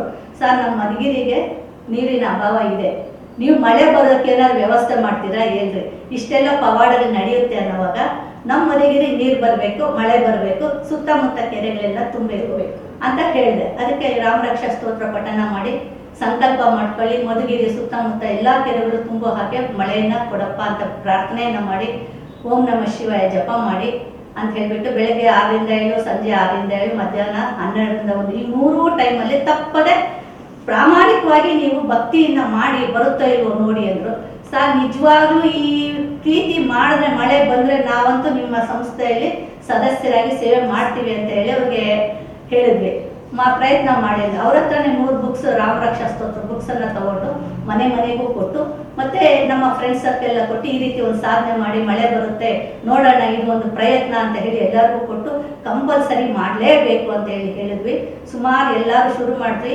ಈ ಗುರುವಾರ ನಾವು ಈ ಒಂದು ಕಾರ್ಯಕ್ರಮ ಶುರು ಮಾಡಿದ್ವಿ. ಮುಂದಿನ ಗುರುವಾರ ಒತ್ತಿಗೆ ಗುರುವಾರ ಶುರುವಾರ ಮಳೆ ಮತ್ತೆ ಇನ್ನೊಂದು ಗುರುವಾರ 1 ವಾರ ಕಾಲ ಬಿಡದೆ ಮಳೆ ಬಂದು ಪವಾಡ ಅಂತಾನೆ ತಿಳ್ಕೊಬಹುದು. ನಮ್ಮ ಮಧುಗಿರಿ ಹಾಗೂ ಸುತ್ತಮುತ್ತಲ ಎಲ್ಲ ಕೆರೆಗಳು ತುಂಬಿದ್ವು. ನಿಜವಾಗ್ಲೂ ಇದು ದೇವರು ಕೊಟ್ಟಂತ ವರ ಅಂತ ಹೇಳ್ಬೋದು. ನಮ್ಮ ಶ್ರಮಕ್ಕೆ ನಮ್ಮ ನಂಬಿಕೆಗೆ ಭಗವಂತ ಕೊಟ್ಟಂತ ಉಡುಗೊರೆ ಅಂತ ಕೂಡ ಹೇಳ್ಬೋದು. ಆವಾಗ್ಲಿಂದ ಕೂಡ ಮಧುಗಿರಿಯಲ್ಲಿ ಕೆರೆ ನೀರು ಬಂದಿಲ್ಲ, ಮಳೆ ಬರಲಿಲ್ಲ, ಒಂದು 2-3 ವರ್ಷ ಅಂದಾಗ ಪ್ರತಿ ವರ್ಷನೂ ಈ ರೀತಿ ಬರ ಬಂದಾಗೆಲ್ಲ ಸಾಮೂಹಿಕವಾಗಿ ಎಲ್ಲರೂ ಸರಿ ಒಂದು ರಾಮರಕ್ಷಾ ಸ್ತೋತ್ರ ಪಠಣ ಪರ್ಜನ್ಯ ಜಪ ಮಾಡೋದ್ರಿಂದ ಪ್ರತಿ ಸಲ ಮಾಡಿದಾಗ್ಲೂ ಕೂಡ ಮಳೆಯಾಗಿ ಕೆರೆಗಳು ತುಂಬಿದೆ. ಇದು ದೇವರ ಒಂದು ಅನುಗ್ರಹ ಅಂತಾನು ಹೇಳ್ಬೋದು. ಹೌದು, ದೇವರ ಅನುಗ್ರಹ ಅಂತ ಹೇಳ್ಬೋದು ಮೇಡಮ್. ಯಾಕಂತಂದ್ರೆ ಅಷ್ಟೊಂದೆಲ್ಲ ನೀವು ಜಪ ಮಾಡಿ ಅಷ್ಟು ನಿಷ್ಠೆಯಿಂದ ಎಲ್ಲ ಮಾಡಿದೀರ ಅಂತ ಅಂದ್ಮೇಲೆ ಎಲ್ಲ ಕೆರೆಗಳು ತುಂಬಿದೆ ಅಂತ ಅಂದ್ರೆ ದೇವದ ಪವಾಡನೆ. ಸುಮಾರು ಒಂದು 2005ರಿಂದ ಸುಮಾರು 4ರಿಂದ 5 ಬಾರಿ ಈ ರೀತಿ ಪರ್ಜನ್ಯ ಜಪಗಳು ಮಾಡಿದೀವಿ ಮಳೆ ಇದ್ದಂಗೆ. ಅಷ್ಟು ಬಾರಿನೂ ಮಳೆ ಬಂದಿದೆ, ಕೆರೆಗಳು ತುಂಬಿದೆ. ಈ ತರ ಒಂದು ಕಾರ್ಯಗಳ ಮೇಡಮ್ ನಿಮಗೆ ವರದಾಯಿನಿ ಸೇವಾ ಟ್ರಸ್ಟ್ ಮಾಡೋದಕ್ಕೆ ಸ್ಫೂರ್ತಿಯಾಗಿರ್ವಿ ಅಥವಾ ನಿಮಗೆ ಸಹಕಾರ ಹೇಗೆ? ಇದೇನಾಯ್ತು ಅಂದ್ರೆ ನಾವು ಬೆಳೆಯೋದಕ್ಕೆ ಕೆಲವ್ರಿಗೆ ಸಹಿಸ್ಕೊಡೋದಕ್ಕೆ ಆಗೋದಿಲ್ಲ, ಇರುವಂತದೆ. ಆದ್ರೆ ಭಗವತಿ ಅಲ್ಲಿದ್ರೆ ನೀನ್ ಅಷ್ಟರಲ್ಲೇ ಇರ್ತೀಯ, ಅಲ್ಲಿ ಬಿಟ್ಟು ಮುಂದಕ್ಕೆ ಬಾ ಅನ್ನೋ ರೀತಿಯಲ್ಲಿ ನನ್ನನ್ನು ಅಲ್ಲಿ ಬಿಡಿಸಿ ಇನ್ನೊಂದ್ ಕಡೆ ಕರ್ಕೊಂಡ್ ಬಂದ್ರು. ಅಲ್ಲಿ ಯಾರ್ಯಾರ್ದೋ ಸಂಘಗಳಲ್ಲಿ ಯಾಕಮ್ಮ ದುಡಿತೀಯ, ನಿಂದೆ ಒಂದು ಸಂಸ್ಥೆ ಕಟ್ಟಮ್ಮ, ಯಾರ ಹಂಗೂ ಇಲ್ಲದಂಗೆ ನಿನ್ನ ಸೇವೆ ನೀನ್ ಮಾಡ್ಕೊಂಡು ಹೋಗಮ್ಮ, ಇಷ್ಟೆಲ್ಲ ಸೇವೆ ಮಾಡ್ಕೊಂಡು ಯಾಕಮ್ಮ ಇಷ್ಟು ಒದ್ದಾಡ್ತೀಯ ಅಂತ ಹೇಳ್ಬಿಟ್ಟು ಮಂಜಣ್ಣ ಅಂತ ಇದ್ರು, ಮಂಜುನಾಥ್ ಅಂತ ಅವರು ನನಗೆ ಒಂದು ಪ್ರೇರಣೆಯನ್ನು ಕೊಟ್ಟರು. ಮತ್ತೆ ರಾಮಲಿಂಗ ಶೆಟ್ಟರು ಅಂತ ಇದ್ರು, ಅವರು ಆರ್ವೇಶ್ಯ ಮಂಡಳಿ ಅಧ್ಯಕ್ಷರಾಗಿದ್ರು. ಅವರು ಸಹ ನೀನು ಪ್ರಾರಂಭ ಮಾಡಮ್ಮ, ನಾವೆಲ್ಲ ನಿಮ್ ಜೊತೆಗಿರ್ತೀವಿ ಅಂತ ಹೇಳಿದ್ರು. ಹಾಗಾಗಿ ವರದಾಯಿನಿ ಸೇವಾ ಟ್ರಸ್ಟ್ ಅಂತ ಪ್ರಾರಂಭ ಮಾಡ್ತಾರೆ. ಟ್ರಸ್ಟ್ ಅಂತ ಮಾಡಿ ಯಾರಾದ್ರೂ ದಾನಿಗಳು ನಿಮ್ಮ ಈ ಒಂದು ಸೇವೆಗೆ ಕೊಡುವಂತ ದಾನಿಗಳು ಏನಾದ್ರು ಕೊಡಬಹುದು, ಆ ಹಣ ನೀನು ಈ ಸೇವಾ ಕಾರ್ಯಗಳಿಗೆ ಬಳಸ್ಕೋಬಹುದು ಅಂತ ಹೇಳಿದ್ರು. ಅವರ ಪ್ರೇರಣೆ ತಾಯಿ ಅವ್ರ ಮೂಲಕ ಹೇಳಿಸಿದಾಳೆ ಅಂತ ನನ್ನ ಅನಿಸಿಕೆ. ಹಾಗಾಗಿ ವರದಾಯಿನಿ ನಮ್ಮ ಹತ್ರಕ್ಕೆ ಯಾರೇ ಆಗಲಿ ಕಷ್ಟ ಅಂತ ಸಹಾಯ ಅಂತ ಬೇಡ್ಕೊಂಡು ಬಂದಾಗ ಆ ತಾಯಿ ಯಾವ ರೀತಿ ವರವನ್ನು ಕೊಟ್ಟು ಅವರ ಕಷ್ಟಗಳನ್ನ ಸಮಸ್ಯೆಗಳನ್ನ ತೀರಿಸ್ತಾಳೋ ಆ ರೀತಿ ಈ ಒಂದು ಸಂಸ್ಥೆಯಿಂದ ಯಾರೇ ನಮ್ಮ ಹತ್ರ ಕಷ್ಟ ಅಂತ ಬಂದಾಗ ಸೇವೆ ಮಾಡೋ ಶಕ್ತಿ ಆ ತಾಯಿ ಕೊಟ್ಟು ಎಲ್ಲರಿಗೂ ಸಹಾಯ ಮಾಡಬೇಕು ಅನ್ನೋ ಉದ್ದೇಶದಿಂದ ವರದಾಯಿನಿ ಸೇವಾ ಟ್ರಸ್ಟ್ ಅಂತ ಪ್ರಾರಂಭ ಮಾಡಿದ್ವಿ. ತುಂಬಾ ಚೆನ್ನಾಗಿದೆ ಮೇಡಮ್ ಹೆಸರು. ಅದೇ ತರ ನೀವು ಸಹಕಾರ ಕೂಡ ಮಾಡ್ತಾ ಇದ್ದೀರಾ ಎಲ್ಲರಿಗೂ. ಇವಾಗ ನೀವು ಬಡ ಮಕ್ಕಳಿಗೆ ಸ್ಟೇಷನರಿ ಕಿಟ್ಸ್ ಆಗಿ ಅಂದ್ರೆ ಬ್ಯಾಗ್ ಬೋಸ್ ಆಗಿರ್ಬೋದು, ಮತ್ತೆ ಕೆಲವೊಂದು ವೃದ್ಧಾಶ್ರಮಗಳಿಗೆ ಗ್ಯಾಸ್ ಸ್ಟವ್ ಇಂದ ಹಿಡಿದು ಬ್ಲಾಂಕೆಟ್ಸ್ ಇಂದ ಹಿಡಿದು ಎಲ್ಲದನ್ನ ಕೊಡ್ತಾ ಇದ್ದೀರಾ. ಇದಕ್ಕೆಲ್ಲ ನಿಮ್ದು ಖರ್ಚು ನಿಮ್ಮ ಸ್ವಂತ ಖರ್ಚಾ ಅಥವಾ ಯಾರಾದ್ರೂ ಡೋನರ್ಸ್ ಬರ್ತಾ ಇದ್ದಾರಾ, ಯಾವ ತರ ಮೇಡಮ್? ನಾವು ಫಸ್ಟ್ ಅಳಿಲ್ ಸೇವೆ ಅಂತ ಒಂದು ಸ್ವಲ್ಪ ಹಾಕ್ತೀವಿ, ಆ ತಾಯಿ ಬೇರೆ ದಾನಿಗಳ ಮುಖಾಂತರ ಕೊಡಿಸ್ತಾಳೆ. ಸುಮಾರು ದೊಡ್ಡ ದೊಡ್ಡ ಲಕ್ಷಾಂತರ ರೂಪಾಯಿ ಖರ್ಚುಗಳಿಗೆಲ್ಲಾನು ನಮ್ಮ ನಾದಿನಿ ಮಕ್ಕಳು ಬೆಂಗಳೂರು ಲೀಲಾವತಿ ಅಂತ ಇದ್ದಾರೆ, ಅವ್ರ ಮಕ್ಕಳು ಡಾಕ್ಟರ್ ಅಶೋಕ, ಡಾಕ್ಟರ್ ಇನ್ನೊಬ್ಬ ಇಂಜಿನಿಯರ್ ರೂಪಾ ಅಂತ, ಅವ್ರ ಅಣ್ಣ ತಂಗಿ ಇಬ್ರು ಇದಕ್ಕೆ ಒಂದು 2-3 ಸಲ ಬೆಡ್ಶೀಟ್ಗಳಿಗೆ ಇವಕ್ಕೆಲ್ಲ ಕೊಟ್ಟರು, 2 ಸಲ ರುಬ್ಬ ಮಿಷನ್ಗಳಿಗೂ ಅವರೇ ಕೊಟ್ಟಿದ್ದು. ಹಾಗಾಗಿ ಅವರ ಒಂದು ನೆರವು ಮತ್ತೆ ನಮ್ಮ ಸಂಘದ ಸದಸ್ಯರು ಕೆಲವರೆಲ್ಲ ಕೊಟ್ಟಿದ್ದಾರೆ. ಅವರೆಲ್ಲರ ನೆರವಿಂದ ಈ ಒಂದು ಅವ್ರಿಗೆ ವೃದ್ಧಾಶ್ರಮಗಳಿಗೆ ಸ್ಟವ್ಗಳು, ರುಬ್ಬೋ ಮಿಷನ್ಗಳು, ಬೆಡ್ಶೀಟ್ಗಳು, ಇದು ದಿನ ಬಳಕೆ ವಸ್ತ್ರಗಳು ಎಲ್ಲವನ್ನು ಕೊಡಿಸೋದಕ್ಕೆ ಸಾಧ್ಯ ಆಗಿದೆ. ಆಗಾಗ ಊಟ ಒಂದೊಂದು ದಿನದ ಊಟ ತಿಂಡಿ ಎಲ್ಲ ಇದಕ್ಕೂ ದಾನಿಗಳ ಮುಖಾಂತರನೇ ಅವ್ರಿಗೆ ವ್ಯವಸ್ಥೆ ಮಾಡ್ತಾ ಇದೆ. ನಿಮ್ಮ ಒಂದು ಸೇವಾ ಟ್ರಸ್ಟ್ ಇಂದ ಇಷ್ಟು ಜನಗಳಿಗೆ ಊಟ ಆಗಿರ್ಬೋದು, ವಸತಿ ಆಗಿರ್ಬೋದು, ಇಷ್ಟು ಉಪಯೋಗ ಆಗ್ತಿದೆ ಅಂತ ಹೇಳಿದ್ರೆ ತುಂಬಾ ಖುಷಿ ಇದೆ ಮೇಡಮ್. ಇದು ವಿಚಾರ ಎಲ್ಲ ಒಂದು ತಾಯಿ ಕೃಪೆ ಅಂತ ನಾನು ಹೇಳ್ತೀನಿ. ತಾಯಿನೇ ನಿಮ್ಮ ಹತ್ರ ಮಾಡಿಸ್ತಿದ್ದಾರೆ ಅಂತ. ಹೌದು, ಅದಂತೂ ಖಂಡಿತ. ನಾನು ಗೀತಾ ಲಕ್ಷ್ಮಿ ಅಂತ ವರದಾಯಿನಿ ಟ್ರಸ್ಟ್ ಅವರಿಂದ ಮೆಂಬರ್ ಆಗಿದ್ದೀವಿ. ಗಾಯತ್ರಿ ಅವರು ನಮ್ಮ 20 ವರ್ಷದಿಂದ ಸರ್ವಿಸ್ ಮಾಡ್ತಾ ಇದ್ದಾರೆ. ಅವರು ಕಣ್ಣಿನ ಬಗ್ಗೆ ಜಾಸ್ತಿ ಮಾಡ್ತಾ ಇದ್ದಾರೆ. ಇವಾಗ ಮೊದಲು ಬ್ಲಡ್ ಡೊನೇಷನ್ನು, ಆಮೇಲೆ ಗಿಡ ನೆಡೋದು ಕಾರ್ಯಕ್ರಮ ಎಲ್ಲದಕ್ಕೂ ಜೊತೆಗೆ ನಾವು ಮಾಡ್ತಾಯಿದ್ವಿ. ಎಲ್ಲ ಕ್ಷೇತ್ರಗಳಲ್ಲೂ ತುಂಬಾ ಸರ್ವಿಸ್ ಮಾಡ್ತಾರೆ. ನನ್ನ ಹೆಸರು ಸುಂದರಲಕ್ಷ್ಮಿ ಅಂತ. ನಾನು ಗಾಯತ್ರಿ ಅವರು ಒಂದು 30 ವರ್ಷದಿಂದ ಜೊತೆಯಲ್ಲಿ ಸರ್ವಿಸ್ ಮಾಡ್ತಾ ಇದ್ದೀವಿ. ಅವ್ರು ಏನೇ ಸರ್ವಿಸ್ ಮಾಡಿದ್ರು ನಾವು ಜೊತೆಯಲ್ಲಿ ಪ್ರತಿಯೊಂದು ಕೆಲಸಕ್ಕೂ ಸಹಾಯಗಿರ್ತೀವಿ. ಅವರು ಬ್ಲಡ್ ಕ್ಯಾಂಪ್ಗಳು ಮಾಡ್ತಾರೆ, ಗಿಡ ನೆಡೋ ಕಾರ್ಯಕ್ರಮ ಮಾಡ್ತಾರೆ, ಹೆಲ್ತ್ ಕ್ಯಾಂಪ್ಗಳು, ಅವೇರ್ನೆಸ್ ಪ್ರೋಗ್ರಾಮ್ ಎಲ್ಲ ಸ್ಕೂಲುಗಳಲ್ಲಿ ಎಲ್ಲೇನೇ ಫಂಕ್ಷನ್ಗಳಾದರೂ ಅಲ್ಲೆಲ್ಲ ಪ್ರೋಗ್ರಾಮ್ ಕೊಡ್ತಾರೆ. ಕಣ್ಣುಗಳು ದಾನ ಮಾಡಿರಿ, ಅಂಗಾಂಗ ದಾನ ಮಾಡಿರಿ ಎಲ್ಲ ಪಾಪ ಹೇಳ್ತಾ ಇರ್ತಾರೆ. ಅವರೆಲ್ಲ ತುಂಬ ಸರ್ವಿಸ್ ಮಾಡ್ತಾರೆ ಗಾಯತ್ರಿ ಅವರು. ನನ್ನ ಹೆಸರು ಗೀತಾ ಅಂತ. ನಾನು ಈ ಸಂಘಕ್ಕೆ ಸೇರಿ ಒಂದು 30 ವರ್ಷದಿಂದ ಅವ್ರ ಜೊತೆಯಲ್ಲೇ ಇದ್ದೀನಿ. ನಾವು ಮನೆಯಲ್ಲಿ ಸುಮ್ಮನೆ ಟೈಮ್ ವೇಸ್ಟ್ ಮಾಡ್ಕೊಂಡಿದ್ವಿ. ನಮಗೆ ಸ್ಫೂರ್ತಿಯನ್ನು ಕೊಟ್ಟು ಗಾಯತ್ರಿ ನಾರಾಯಣ್ ಅವರು ಎಲ್ಲ ಕೆಲಸಗಳಿಗೂ ಎಲ್ಲ ಇದಕ್ಕೂ ನಮಗೆ ಒಂಥರ ಶಕ್ತಿ ತುಂಬ್ತಾ ಇದ್ದಾರೆ ಅವರು. ಇಲ್ಲಾಂದರೆ ನಮಗೆ ಏನೂ ಗೊತ್ತಾಗ್ತಾ ಇರಲಿಲ್ಲ ಮನೆಯಲ್ಲಿ ಇದ್ದಿದ್ರೆ. ಅವ್ರು ಏನೇನು ಕ್ಯಾಂಪ್ಗಳು ಮಾಡ್ತಾರೋ, ಎಲ್ಲಿ ಹೋದ್ರೇನೋ, ಸುಮ್ಮನೆ ಇದ್ರೇನೋ ನಮಗೆ ಶಕ್ತಿ ತುಂಬ್ತಾ ಇದ್ದಾರೆ ಅವರು. ನಾವು ಆ ಥರ ಅವ್ರ ಜೊತೆಗೆ ಹೋಗಿ ಎಲ್ಲ ಸರ್ವೀಸು ಮಾಡ್ತಾಯಿದ್ದೀವಿ. ನಮಸ್ತೆ, ನನ್ನ ಹೆಸರು ನಾಗಲಾಂಬಿಕೆ ಅಂತ. ಮಧುಗಿರಿ ವರದಾಯಿನಿ ಸಂಘದ ಸದಸ್ಯೆ. ಇಲ್ಲಿ ಗಾಯತ್ರಕ್ಕನವರಿಂದ ನಾವು ಸ್ಫೂರ್ತಿಯಿಂದ ನಾವು ಇಲ್ಲಿ ಪ್ರತಿ ವಾರ ಭಜನಾ ಕಾರ್ಯಕ್ರಮ ಇರುತ್ತೆ. ಮತ್ತು ಅವರಿಂದ ಐ ಡೊನೇಷನ್ನು, ಮಕ್ಕಳಿಗೆ ಭಗವದ್ಗೀತೆ ವಾರಕ್ಕೊಂದಿನ, ಮತ್ತು ಗಿಡ ನೆಡೋ ಕಾರ್ಯಕ್ರಮ, ಮತ್ತು ನಾವು ಒಂದು ಸಂಸ್ಕಾರಯುಕ್ತ ಶಿಬಿರ ಮಾಡ್ತೀವಿ ಮಧುಗಿರಿಲಿ. ಅದಕ್ಕೆ 11 ದಿನಗಳ ಕಾಲ ಆಕೆ ಬಂದು ನಮಗೆ ಬಹಳ ಚೆನ್ನಾಗಿ ಮಕ್ಕಳಿಗೆ 2 ಗಂಟೆ ಟೈಮು ಮಕ್ಕಳಿಗೆ ದೇವರ ನಾಮ, ನೀತಿಯುಕ್ತ ಕಥೆಗಳು ಬಹಳ ಚೆನ್ನಾಗಿ ಹೇಳ್ಕೊಡ್ತಾರೆ. ಮತ್ತು ನಮಗೆ ಪ್ರತಿಯೊಬ್ಬರಿಗೂ ಫೋನ್ ಮಾಡಿ ಎಲ್ಲದಕ್ಕೂ ಬನ್ನಿ ಅಂತೇಳಿ ನಮಗೆ ಉತ್ತೇಜನ ಕೊಡ್ತಾರೆ, ಬಹಳ ಸಹಕಾರ ಕೊಡ್ತಾರೆ. ಅವರಿಗೆ ಭಗವಂತ ಇದೇ ರೀತಿ ಸಮಾಜ ಕಾರ್ಯ ಮಾಡಲಿ ಅಂತೇಳ್ಬಿಟ್ಟು ನಾನು ಭಗವಂತನಲ್ಲಿ ಪ್ರಾರ್ಥಿಸ್ತೇನೆ. ಮೇಡಮ್, 2020 ವಾಸವಿ ಜಯಂತಿಯಂದು ನೀವು ಸರ್ಕಾರಿ ಆಸ್ಪತ್ರೆ ಅಂದರೆ ಜನರಲ್ ಹಾಸ್ಪಿಟಲ್ ಮಧುಗಿರಿಗೆ ಸುಮಾರು 1,25,000 ಮೌಲ್ಯದ ECG ಮೆಷಿನ್ ಹಾಗೂ 2 ಎಕ್ಸಾಸ್ಟ್ ಫ್ಯಾನ್ ಅನ್ನು ನೀಡಿದ್ರಿ. ಇದಕ್ಕೆ ಅನುದಾನ ಮತ್ತೆ ಸಹಕಾರ ಹೇಗಿತ್ತು ಮೇಡಮ್? ಆ ಟೈಮಲ್ಲಿ ಒಂದು ಬ್ಲಡ್ ಡೊನೇಷನ್ ಕ್ಯಾಂಪ್ ಅಂತ ಮಾಡಿದ್ವಿ. ಯಾಕೆಂದರೆ ಆವಾಗ ಕೋವಿಡ್ ಸಂದರ್ಭದಲ್ಲಿ ರಕ್ತದ ಅವಶ್ಯಕತೆ ತುಂಬ ಇತ್ತು. ಬ್ಲಡ್ ಕ್ಯಾಂಪ್ಗಳು ಮಾಡಲಿಕ್ಕೆ ತುಂಬ ಕಡೆ ಅವಕಾಶಗಳಿರಲಿಲ್ಲ.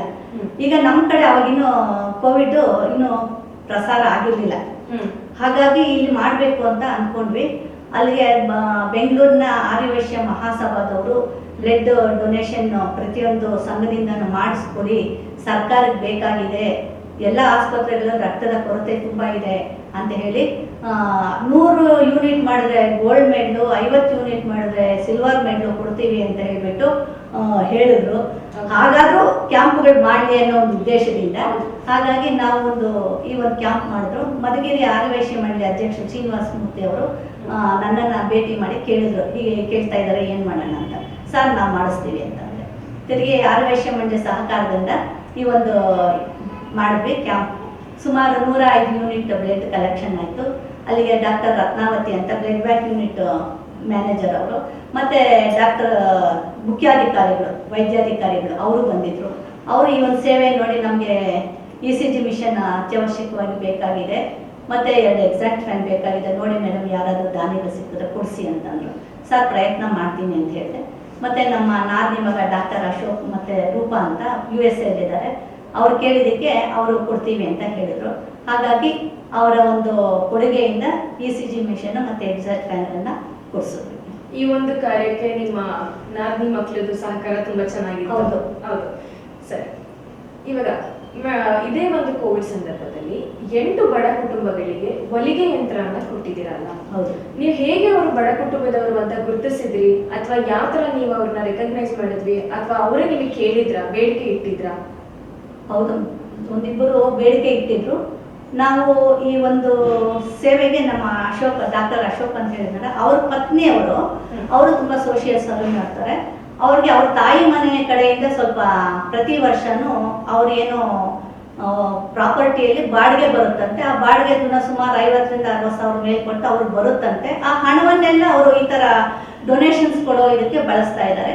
ಅವರಾಗಿನೇ ಫೋನ್ ಮಾಡಿ ನನಗೆ ಈ ಥರ ಒಂದು ಏನಾದರೂ ಬಡವರಿಗೆ ಉಪಯೋಗ ಆಗೋ ರೀತಿಯಲ್ಲಿ ಏನಾದರೂ ಮಾಡಬೇಕು ಅಂತ ಇದ್ದೀನಿ, ಏನು ಮಾಡಲಿ ಅಂತ ಕೇಳಿದ್ರು. ಅದಕ್ಕೆ ನಾನು ಈ ಥರ ಬಡವರಿಗೆ ಜೀವನೋದ್ಧಾರಕ್ಕೆ ಉಪಯೋಗ ಆಗುತ್ತೆ ಅಂತ ಟೈಲರಿಂಗ್ ಮಿಷನ್ಸ್ ಕೊಡಿಸಿ ಅಂತ ಕೇಳಿದೆ. ಅದಕ್ಕೆ ನಾವು ಕೊಡಿಸ್ತೀವಿ ಅಂದರು.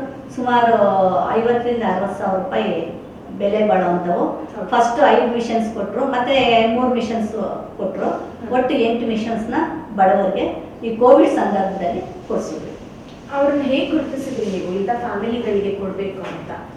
ಕೆಲವರು ತಾವಾಗಿ ನಮ್ಗೆ ಏನಾದ್ರು ಅನುಕೂಲ ಮಾಡ್ಕೊಡಿ ಅಂತ ಕೇಳಿದ್ವಿ. ಮತ್ತೆ ನಮ್ಮ ಇದು ಆರ್ಯವೈಶ್ಯ ಮಹಾಸಭಾ ಕಡೆಯಿಂದಾನು ಬಡವರಿಗೆ ಈ ಟೈಲರಿಂಗ್ ಮಿಷನ್ಸ್ ವಿದ್ಯಾಭ್ಯಾಸಕ್ಕೆ ಅನುಕೂಲ ಮಾಡುವಂಥದ್ದೆಲ್ಲ ಮಾಡ್ತಾ ಇರ್ತಾರೆ. ನಮ್ಮ ವಾಸಿ ಮಹಿಳಾ ಸಂಘದವ್ರ ಮುಖಾಂತರ ಕೇಳಿದ್ವಿ, ಯಾರಾದ್ರೂ ಬಡವರಿದ್ರೆ ನಮಗೆ ತಿಳಿಸ್ಕೊಡಿ, ಈ ತರ ಮಿಷನ್ಸ್ ಕೊಡಿಸ್ತೀವಿ ಅಂತ. ಈ ರೀತಿ ಮೆಸೇಜ್ಗಳು ಹಾಕಿ ಈ ರೀತಿ ಯಾರಾದ್ರೂ ಇದ್ರೆ ದಯವಿಟ್ಟು ನಮ್ಮನ್ನ ಕಾಂಟ್ಯಾಕ್ಟ್ ಮಾಡಿ ಅಂತ ಹೇಳಿದ್ವಿ.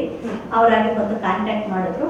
ಅವ್ರಿಗೆ ಯಾರಿಗೆ ಅತ್ಯಂತ ಅವಶ್ಯಕವಾಗಿ ಬೇಕಾಗಿದೆಯೋ ಅಂಥವರನ್ನ ಗುರುತಿಸಿ ಕೊಟ್ವಿ. ಸರಿ. ಇದೇ ಒಂದು ಕೋವಿಡ್ ಸಮಯದಲ್ಲಿ ಮೇಡಮ್, ಸರ್ಕಾರಿ ಆಸ್ಪತ್ರೆ ಮಧುಗಿರಿ, ಜನರಲ್ ಹಾಸ್ಪಿಟಲ್ ಮಧುಗಿರಿ ಮುಂದೆಗಡೆ ಆ ಒಂದು ಆವರಣದಲ್ಲಿ ಕೋವಿಡ್ ಪರೀಕ್ಷೆ ಮಾಡಲು ಶೆಲ್ಟರ್ ಹಾಕ್ಸಿದ್ರಿ. 2 ಲಕ್ಷ, ಸುಮಾರು 2 ಲಕ್ಷ ಖರ್ಚು ಮಾಡಿ ಶೆಲ್ಟರ್ ಹಾಕ್ಸಿದ್ದೀರಾ. ಹೇಗೆ ಮೇಡಮ್ ಇದಕ್ಕೆ? ಇದನ್ನ ಕೂಡ ನಮ್ಮ ಅಶೋಕ್ ಮತ್ತು ರೂಪಾ ಅವರ ಗಮನಕ್ಕೆ ತಂದೆ ನಾನು ಪ್ರಯತ್ನ ಮಾಡ್ತೀನಿ ಅಂದ್ರು. ಮತ್ತೆ ನಮ್ಮ ಅಣ್ಣನ ಮಕ್ಕಳು ಮತ್ತೆ USA ಒಬ್ರು ಇದ್ದಾರೆ ಸಂಜಯ್ ಅಂತ, ಅವ್ರಿಗೂ ಈ ರೀತಿ ಒಂದಿದೆ ಬೇಕೆ ಅಂತ ಹೇಳಿದೆ. ಅವರು ನಮ್ಮ ರಿಲೇಷನ್ಸು, ನಮ್ಮ ಬೇರೆ ಬೇರೆ ಫ್ರೆಂಡ್ಸ್ ಸರ್ಕಲ್ ಇಂದಾನು ಎಲ್ಲರೂ 5,000 10,000 ಅಂತ ಕೊಟ್ರು. ನಮ್ಮ ಅಶೋಕ್ ಅವರು ಕೂಡ ಇದಕ್ಕೂ ಒಂದು 50,000 ಕೊಟ್ರು. ಹಾಗಾಗಿ ಅವ್ರ ಹಣ ಈ ಹಣ ಎಲ್ಲ ಹಂಗು ಇವು ಎಲ್ಲ ಸೇರಿ ಹತ್ತತ್ರ ಕೆಲವರು ಟೈಲ್ಸ್ ಇದು ನಾವೇ ಕೊಡ್ತೀವಿ ಅಂತ ಟೈಲ್ಸ್ ಕೊಟ್ರು. ಇನ್ನೊಬ್ರು ನಾವು ಕಂಬಗಳು ಕೊಡ್ತೀವಿ, ಶೀಟ್ಗಳೆಲ್ಲ ನೀವು ಹಾಕ್ಸಿ ಅಂತ ಕೊಟ್ರು. ಸುಮಾರು ಒಂದು 2 ಲಕ್ಷ ಇದು ಆಗಿದೆ, ಖರ್ಚಾಗಿದೆ. ಅದು ಬರೋಷ್ಟರಲ್ಲಿ ಇಲ್ಲಿ ಮಧುಗಿರಿಲಿ ಬೇರೆ ಒಂದೇ ಒಂದು ಕೇಸ್ ಬಂದಿತ್ತು ಅಂತ ಯಾರು ಹೊರಗಡೆ ಓಡಾಡೋದು ಇರ್ಲಿಲ್ಲ. ಪಾಪ ನಮ್ಮ ಫ್ರೆಂಡ್ ಸೂರ್ಯನಾರಾಯಣ ಅಂತ ಒಬ್ರು, ಮತ್ತೆ ಇನ್ನೊಬ್ರು ಫ್ರೆಂಡ್ ಒಬ್ರು, ಅವರೇ ನಾವು ಶೀಟುಗಳೆಲ್ಲ ನಮ್ಮ ಅಂಗಡಿಗೆ ಕೊಡ್ತೀನಿ, ನೀವೆಲ್ಲೂ ಹುಡ್ಕಾಡಕ್ ಹೋಗ್ಬೇಡಿ, ನಾನೇ ನೋಡ್ಕೊಳ್ತೀನಿ ಎಷ್ಟು ಬೇಕು ಏನು ಅಂತ ಹೇಳ್ಬಿಟ್ಟು ಅಂಗಡಿ ಮಾಲೀಕ ಕುಮಾರ್ ಎಲೆಕ್ಟ್ರಿಕಲ್ಸ್ ಅಂತ ಅವರು ಮುಂದೆ ಬಿದ್ದು ನಾವು ಮಾಡಿಸ್ತೀವಿ, ನೀವು ಇಷ್ಟೆಲ್ಲ ಸೇವೆ ಮಾಡಿದ್ರೆ ನಮ್ದು ಒಂದು ಹಳ್ಳಿ ಸೇವೆ ಇದೆ ಅಂತ ಹೇಳ್ಬಿಟ್ಟು ಪಾಪ ಅವರೇ ಅಲ್ಲಿ ಹೋಗೋದು ಬರೋದು ಎಲ್ಲ ಮಾಡಿ ನೋಡ್ಕೊಂಡು ಅದೆಲ್ಲ ಅವರೇ ರೆಡಿ ಮಾಡಿಸಿದ್ರು. ನಮ್ಮ ಸೂರ್ಯನಾರಾಯಣ ಅಂತ ಇದ್ದಾರೆ, ಅವರು ಪಾಪ ಆಗಾಗ ಹೋಗಿ ಡಾಕ್ಟರ್ಗಳ ಹತ್ರ ಮಾತಾಡಿ ಎಲ್ಲಿ ಹಾಕಿಸ್ಬೇಕು ಜಾಗ ಇದು ಅಂತ ಕೇಳ್ಕೊಂಡು ಅದನ್ನ ರೆಡಿ ಮಾಡಿಕೊಟ್ರು. ಅದಾದ್ಮೇಲೆ ಮೇಡಮ್ ಒಂದು 35,000-40,000 ರೂಪಾಯಿದು ಇಂಜೆಕ್ಷನ್ಸ್ ಬೇಕು, ಅವಶ್ಯಕವಾಗಿದೆ, ಎಲ್ಲೂ ಸಿಗ್ತಾ ಇಲ್ಲ ನೋಡಿ, ಏನಾದರೂ ಎಲ್ಲಿಂದ ತರಿಸ್ಕೊಡಿ ಅಂತಂದ್ರು. ನಮ್ಮ ಬಾವ ಅವ್ರದ್ದೇನೆ ಮೆಡಿಕಲ್ ಶಾಪು ಸುರೇಂದ್ರನಾಥ್ ಅಂತ. ಅವ್ರ ಹತ್ರ ಕೇಳಿದಾಗ ನಾವು ಏನಾದರೂ ಕೋವಿಡ್ ಇದಕ್ಕೆ ಕೊಡಬೇಕು ಅಂತಿದ್ವಿ, ನಾವೇ ಸ್ಪಾನ್ಸರ್ ಮಾಡ್ತೀವಿ ಅಂತ ಹೇಳ್ಬಿಟ್ಟು ಸುಮಾರು 35,000 ರೂಪಾಯಿದು ಇಂಜೆಕ್ಷನ್ಸು ಅದು ಎಲ್ಲಿಂದ ತರಿಸ್ಕೊಟ್ರು ಆ ಎಮರ್ಜೆನ್ಸಿ ಟೈಮಲ್ಲೂ ಕೂಡ ಪಾಪ ತರಿಸ್ಕೊಟ್ರು. ಅವರಂತೂ ಡಾಕ್ಟರ್ ತುಂಬಾ ಸಂತೋಷ ಆಯಿತು, ಎಮರ್ಜೆನ್ಸಿ ಬೇಕಿತ್ತು ಮೇಡಮ್, ತುಂಬಾ ಒಳ್ಳೇದು ಮಾಡಿದ್ರಿ ಅಂತ ಹೇಳ್ಬಿಟ್ಟು. ಹಾಗಾಗಿ ಇನ್ನ ಆಸ್ಪತ್ರೆಗೆ ನಿಮ್ಮ ಒಂದು ಸಮಾಜ ಸೇವೆ ಕಾರ್ಯಕ್ಕೆ ನಿಮ್ಮ ಕುಟುಂಬದವರದಾಗ್ಲಿ ನಿಮ್ಮ ಸ್ನೇಹಿತರದಾಗ್ಲಿ ತುಂಬಾ ಚೆನ್ನಾಗಿದೆ ಸಹಕಾರ ಅಲ್ವಾ ಮೇಡಮ್? ಹೌದು, ಅವರು ಸಹಕಾರ ಇಲ್ಲದೆ ನಾವೇನು ಮಾಡೋಕ್ಕಾಗಲ್ಲ. ನಾವು ಮನೆಯಿಂದ ಒಂದು ಹೆಜ್ಜೆ ಹೊರಗಡೆ ಇರ್ಬೇಕಿದ್ರು ಮನೆಯವ್ರ ಪರ್ಮಿಷನ್ ಬೇಕೇ ಬೇಕು. ಅವ್ರ ಸಪೋರ್ಟ್ ಇದ್ರೇನೆ ನಾವು ಏನಾದ್ರು ಮಾಡ್ಲಿಕ್ಕೆ ಅನುಕೂಲ ಆಗುತ್ತೆ. ಹಾಗೆ ನಮ್ಮ ಅತ್ತೆ ಮಾವ ಅವರಾಗ್ಲಿ ಅವ್ರಿದ್ದಾಗ ಅವರು ಕೂಡ ಯಾವುದಕ್ಕೂ ಸೇವಾ ಕಾರ್ಯಕ್ಕೆ ಅಡ್ಡಿ ಮಾಡ್ತಿರ್ಲಿಲ್ಲ. ನಮ್ಮ ಮನೆಯವರು ಕೂಡ ತುಂಬಾ ಸಹಕಾರ ಕೊಡ್ತಾರೆ, ನಮ್ಮ ಮಕ್ಕಳು ಕೂಡ ಸಹಕಾರ ಕೊಡ್ತಾರೆ. ಏನಾದ್ರು ಫೋನ್ ತನೋ ನೋಡಿ ಯಾವ್ದು ಆಯ್ಕಾಲ್ ಬಂದಂಗಿದೆ ಹೋಗಮ್ಮ ಅಂತ ಹೇಳ್ತಾ ಇರ್ತಾರೆ. ಎಲ್ಲದಕ್ಕೂ ಬೆಂಬಲ ಕೊಡ್ತಾರೆ. ಅಕಸ್ಮಾತ್ ನಾನು ಹೋಗಿ ಬಂದು ಲೇಟ್ ಆದ್ರೂ ಊಟ ತಿಂಡಿ ಲೇಟ್ ಆಯ್ತು ಅಂದ್ರೂ ಏನು ಮಾಡಲ್ಲ, ಇಲ್ಲ ಬೇಗ ಮಾಡಿಟ್ಟು ಹೋಗ್ತೀನಿ ತನಗಾಗುತ್ತೆ ಅಂತ ಕೂಡ ಏನು ಸಹಕಾರ ಚೆನ್ನಾಗಿದೆ. ಈ ಒಂದು ನಿಮ್ಮ ಸಮಾಜ ಸೇವೆ ಕಾರ್ಯದಲ್ಲಿ ತುಂಬಾ ಅವಮಾನಗಳನ್ನ ಅನುಭವಿಸಿದ್ದೀರಾ, ಕಷ್ಟ ನಷ್ಟಗಳನ್ನೆಲ್ಲ ಬಂದಿದೆ, ಎಲ್ಲಾ ಅಡೆತಡೆಗಳು ತೊಂದರೆಗಳು ಎಲ್ಲದನ್ನು ಬಂದಿದೆ. ಇದನ್ನೆಲ್ಲ ನೀವು ಹೇಗೆ ಸಹಿಸ್ಕೊಂಡ್ರಿ? ನಿಮ್ಮ ಮನಸ್ಥಿತಿ ಹೇಗಿತ್ತು? ಅದರಿಂದ ಹೇಗೆ ಹೊರಗೆ ಬಂದ್ರಿ? ಕೆಲವು ಸಲ ತುಂಬಾನೇ ನೋವಾಗೋ ರೀತಿಯಲ್ಲಿ ಮಾತುಗಳು ಬಂದಿದೆ, ಎಷ್ಟೆಷ್ಟು ಅಡೆತಡೆಗಳು ಬಂದಿದೆ. ನಿಮ್ಮ ಸೇವೆ ನಮ್ಮ ಸಂಘಕ್ಕೆ ಬೇಡ, ನಮ್ಮ ಸಂಘದ ಹೆಸರಲ್ಲಿ ನೀವು ಬೆಳೀತಿದ್ದೀರಾ, ನಮ್ಮ ಸಂಘದ ಇದಾಕೊಂಡು ನೀವು ಬೆಳೀತಾ ಇದ್ದೀರಾ, ನಿಮ್ಮ ಸೇವೆ ನಮ್ಗೆ ಬೇಡ ಅಂತ ಹೇಳಿದವರು ಉಂಟು. ನಮ್ಮ ಸಂಘದ ಇದನ್ನ ನೀವು ಬಳಸ್ಕೊಂಡು ನೀವು ಭಜನೆ ಕಾರ್ಯಕ್ರಮ ಕೊಡೋದಾಗಲಿ ಸೇವೆ ಮಾಡೋದಾಗಲಿ ಅಂತ ಹೇಳ್ಬಿಟ್ಟು ಮಾಡಿಸ್ಬಾರ್ದು ಅಂತ ಇನ್ನೊಂದು ಸಂಘ ವಿವೇಕ ಜಾಗೃತ ಬಳಗ ಅಂತ ಇತ್ತು, ಅಲ್ಲೂ ಕೂಡ ಈ ರೀತಿ ಮಾಡಬಾರ್ದು ನಮ್ಮಿದ್ರಿಂದ ಅಂತ ಹೇಳ್ಬಿಟ್ಟು ಅಲ್ಲೂ ಗಲಾಟೆ ಮಾಡಿದ್ರು. ಅದು ಬೇರೆಯವರು ಅವ್ರನ್ನ ಎತ್ತು ಕಟ್ಟಿ ಮಾಡಿಸಿದ್ರು ಪಾಪ, ಅಧ್ಯಕ್ಷಗಳು ಇದೇನಲ್ಲ. ಆದರೂ ಈ ಒಂದು ಇದನ್ನು ಬಂದಾಗಲೂ ನಾನು ಸೇವೆ ಮಾಡೋದು ಮಾತ್ರ ನನ್ನ ಅದೇನೋ ಹುಟ್ಟು ಗುಣ ಅಂತ ಹೇಳ್ತಾರೆ. ಯಾರು ಎಷ್ಟೇ ಅಡ್ಡಿ ಆತಂಕಗಳು ಮಾಡಿದ್ರು ಅಡ್ಡಿ ಮಾಡಿದ್ರು ಕೂಡ ನನ್ನ ಜೀವನದಲ್ಲಿ ನನ್ನ ಉಸಿರಿರೋವರೆಗೂ ಸೇವೆ ಮಾಡೋದೊಂದು ನನ್ನ ಗುರಿಯಾಗಿ ಇರಿಸ್ಕೊಂಡಿದ್ದೀನಿ. ತಾಯಿ ನೀನೇ ನಡೆಸೋದು ಅಂತ ಹೇಳ್ಬಿಟ್ಟು ತಾಯಿ ಮೇಲೆ ಭಾರ ಹಾಕಿ ನಡೀತಾ ಇದ್ದೀನಿ. ಆ ತಾಯಿ ನಡೆಸ್ತಾ ಇದ್ದಾಳೆ. ಎಷ್ಟೇ ಅಡೆತಡೆ ಬಂದ್ರೂ ಮುನ್ನುಗ್ಗಬೇಕು. ನನ್ನ ಗುರಿ ಏನಿದೆಯೋ ಸಮಾಜಕ್ಕೆ ನನ್ನಿಂದಾಗೋ ಸೇವೆ ಮಾಡಬೇಕು, ಇದು ನನ್ನ ಆಸೆ. ಇದೇ ತರ ನಡೀತಿರ್ಲಿ ಮೇಡಮ್ ನಿಮ್ದು ಸಮಾಜ ಸೇವೆ ಕಾರ್ಯಗಳು? ಯಾಕಂತ ಅಂದ್ರೆ ನಾವೇನಾದ್ರೂ ಒಂದ್ ಒಳ್ಳೆ ಕೆಲಸ ಮಾಡ್ತಿದೀವಿ ಅಂತ ಹೇಳಿದ್ರೆ ತುಳಿಯೋರು ಇದ್ದೇ ಇರ್ತಾರೆ. ಅದನ್ನೆಲ್ಲ ಮೆಟ್ಟಿ ನಿಂತು ನಾವು ನಮ್ಮ ಕೆಲಸಗಳನ್ನ ಮಾಡ್ಕೊಂಡು ಹೋದ್ರೆ ಚೆನ್ನಾಗಿರುತ್ತೆ. ಇನ್ನೊಂದೇನಂತ ಅಂದ್ರೆ ಇವಾಗ ನಿಮ್ಮಿಂದ ಸಮಾಜ ಸೇವೆಯಲ್ಲಿ ನೀವು ಮಾಡೋ ಕಾರ್ಯಗಳಲ್ಲಿ ಸಹಕಾರ ಪಡೆದಿರ್ತಾರಲ್ವಾ, ಸಹಾಯ ಪಡಿಸ್ಕೊಂಡಿರ್ತಾರಲ್ವಾ, ಅವ್ರಿಗೆ ಉಪಯೋಗ ಆಗಿದೆ ಅಂತ ಅನ್ಸುತ್ತಾ? ಅವ್ರಿಗೆ ನಿಮ್ಮಿಂದ ನಿಮ್ಮ ಒಂದು ಕಾರ್ಯ ಅವ್ರಿಗೆ ಯಾರಾದ್ರೂ ಒಬ್ರಿಗೆ ಅದನ್ನ ಸ್ಫೂರ್ತಿ ಆಗಿದೆ ಅಂತ ನಿಮಗೆ ಅನ್ಸುತ್ತಾ? ಸ್ಫೂರ್ತಿ ಆಗಿದೆಯೋ ಇಲ್ವೋ ಗೊತ್ತಿಲ್ಲ, ಒಟ್ಟಿನಲ್ಲಿ ಉಪಯೋಗ ಅಂತೂ ಆಗಿದೆ. ಎಲ್ಲ ಜನಾಂಗದವ್ರಿಗೂ ನಾನು ಸೇವೆ ಅಂತ ಯಾವುದೇ ಜಾತಿ ಮತ ಬಡವರು ಶ್ರೀಮಂತರು ಅಂತ ಮಾಡಿಲ್ಲ. ಸುಮಾರು ಜನ ಮುಸ್ಲಿಂ ಮಹಿಳೆಯರು ತುಂಬಾ ಬ್ಲಡ್ ಇಲ್ಲದೆ ಬಸರಿಯರು ದಿನ ತುಂಬಿದೆ, 4% 5% ಬ್ಲಡ್ ಇದೆ. ಡಾಕ್ಟರ್ಗಳ ಹತ್ರ ಹೋದಾಗ ನೀವು ತಕ್ಷಣನೇ 4 ಬಾಟ್ಲು 5 ಬಾಟ್ಲು ಬ್ಲಡ್ ಹಾಕಿಸ್ಕೊಂಡ್ರೆ ಮಗು ತಾಯಿ ಆರೋಗ್ಯವಾಗಿರ್ತಾರೆ ಅಂತ ಹೇಳಿದ್ದಾರೆ ಮೇಡಮ್. ನೀವು ಬ್ಲಡ್ ಹಾಕ್ಸಿ ಅಂತ ಬಂದಿರೋದು 3-4 ಜನ ಮುಸ್ಲಿಂ ಮಹಿಳೆಯರಿಗೆ ನಾನು ಬ್ಲಡ್ ಹಾಕ್ಸಿದ್ದೀನಿ. ಕೆಲವ್ರಿಗೆ ಆ ಬ್ಲಡ್ ಹಾಕಿಸ್ಕೊಂಡ್ರೆ ಅದು ಟೆಸ್ಟಿಂಗ್ಗೆ ಬ್ಲಡ್ ಟೆಸ್ಟಿಂಗ್ಗೆ 700-800 ರೂಪಾಯಿ ಖರ್ಚು ಬರುತ್ತೆ. ಡಾಕ್ಟ್ರ್ ಇದು ಇಲ್ಲದೇನೋ ಅಷ್ಟು ಬರುತ್ತೆ ಅಂತ ಅಂದಾಗ ಆ ದುಡ್ಡು ಕೂಡ ಸಾರ್ವಜನಿಕರಿಂದ 5 ರೂಪಾಯಿ 10 ರೂಪಾಯಿ ನೀವು ಎಷ್ಟಾದರೂ ಕೊಡಿ, ಇಂಥ ಒಬ್ಬರಿಗೆ ಬ್ಲಡ್ ಬೇಕಾಗಿದೆ, 4 ಬಾಟಲ್ ಬ್ಲಡ್ ಬೇಕಾಗಿದೆ ಅಂತ ಹೇಳ್ಬಿಟ್ಟು ಸಾರ್ವಜನಿಕರಿಂದಾನೇ ಕಲೆಕ್ಟ್ ಮಾಡಿನೂ ಕೊಡ್ಸಿದ್ದೀನಿ. ಕೆಲವು ಕಡೆ ಭಜನೆ ಕಾರ್ಯಕ್ರಮಗಳು ಸಾಮೂಹಿಕವಾಗಿ ಒಂದು ಕಾರ್ಯಕ್ರಮಗಳು ನಟಾಗಿ ಇಂಥವ್ರಿಗೆ ಬ್ಲಡ್ ಬೇಕಾಗಿದೆ, ಈ ಥರ ಹಾಕಿಸ್ತಾ ಇದ್ದೀನಿ, ಇಷ್ಟು ಅಮೌಂಟ್ ಬೇಕಾಗಿದೆ, ತೀರಾ ಬಡವರು ಕೊಡಿ ಅಂತಾಗ 5, 10, 50, 100 ಕೊಟ್ಟಿರೋ ಹಣನ ಅವ್ರಿಗೆ ಬ್ಲಡ್ ಹಾಕ್ಸಿ 2-3 ಬಾಟ್ಲುಗಳು ಹಾಕ್ಸಿ ಮಿಕ್ಕಿರೋ ಹಣನ ಮೆಡಿಸನ್ಗೋ ಅಥವಾ ಹಣ್ಣು ಹಂಪಲು ತಗೊಳ್ಳಿ ಅಂತ ಅವ್ರಿಗೆ ಅಂತ ಕಲೆಕ್ಟ್ ಮಾಡಿರೋ ಹಣ ಅವ್ರಿಗೇನೆ ಕೊಟ್ಟಿದ್ದೀನಿ.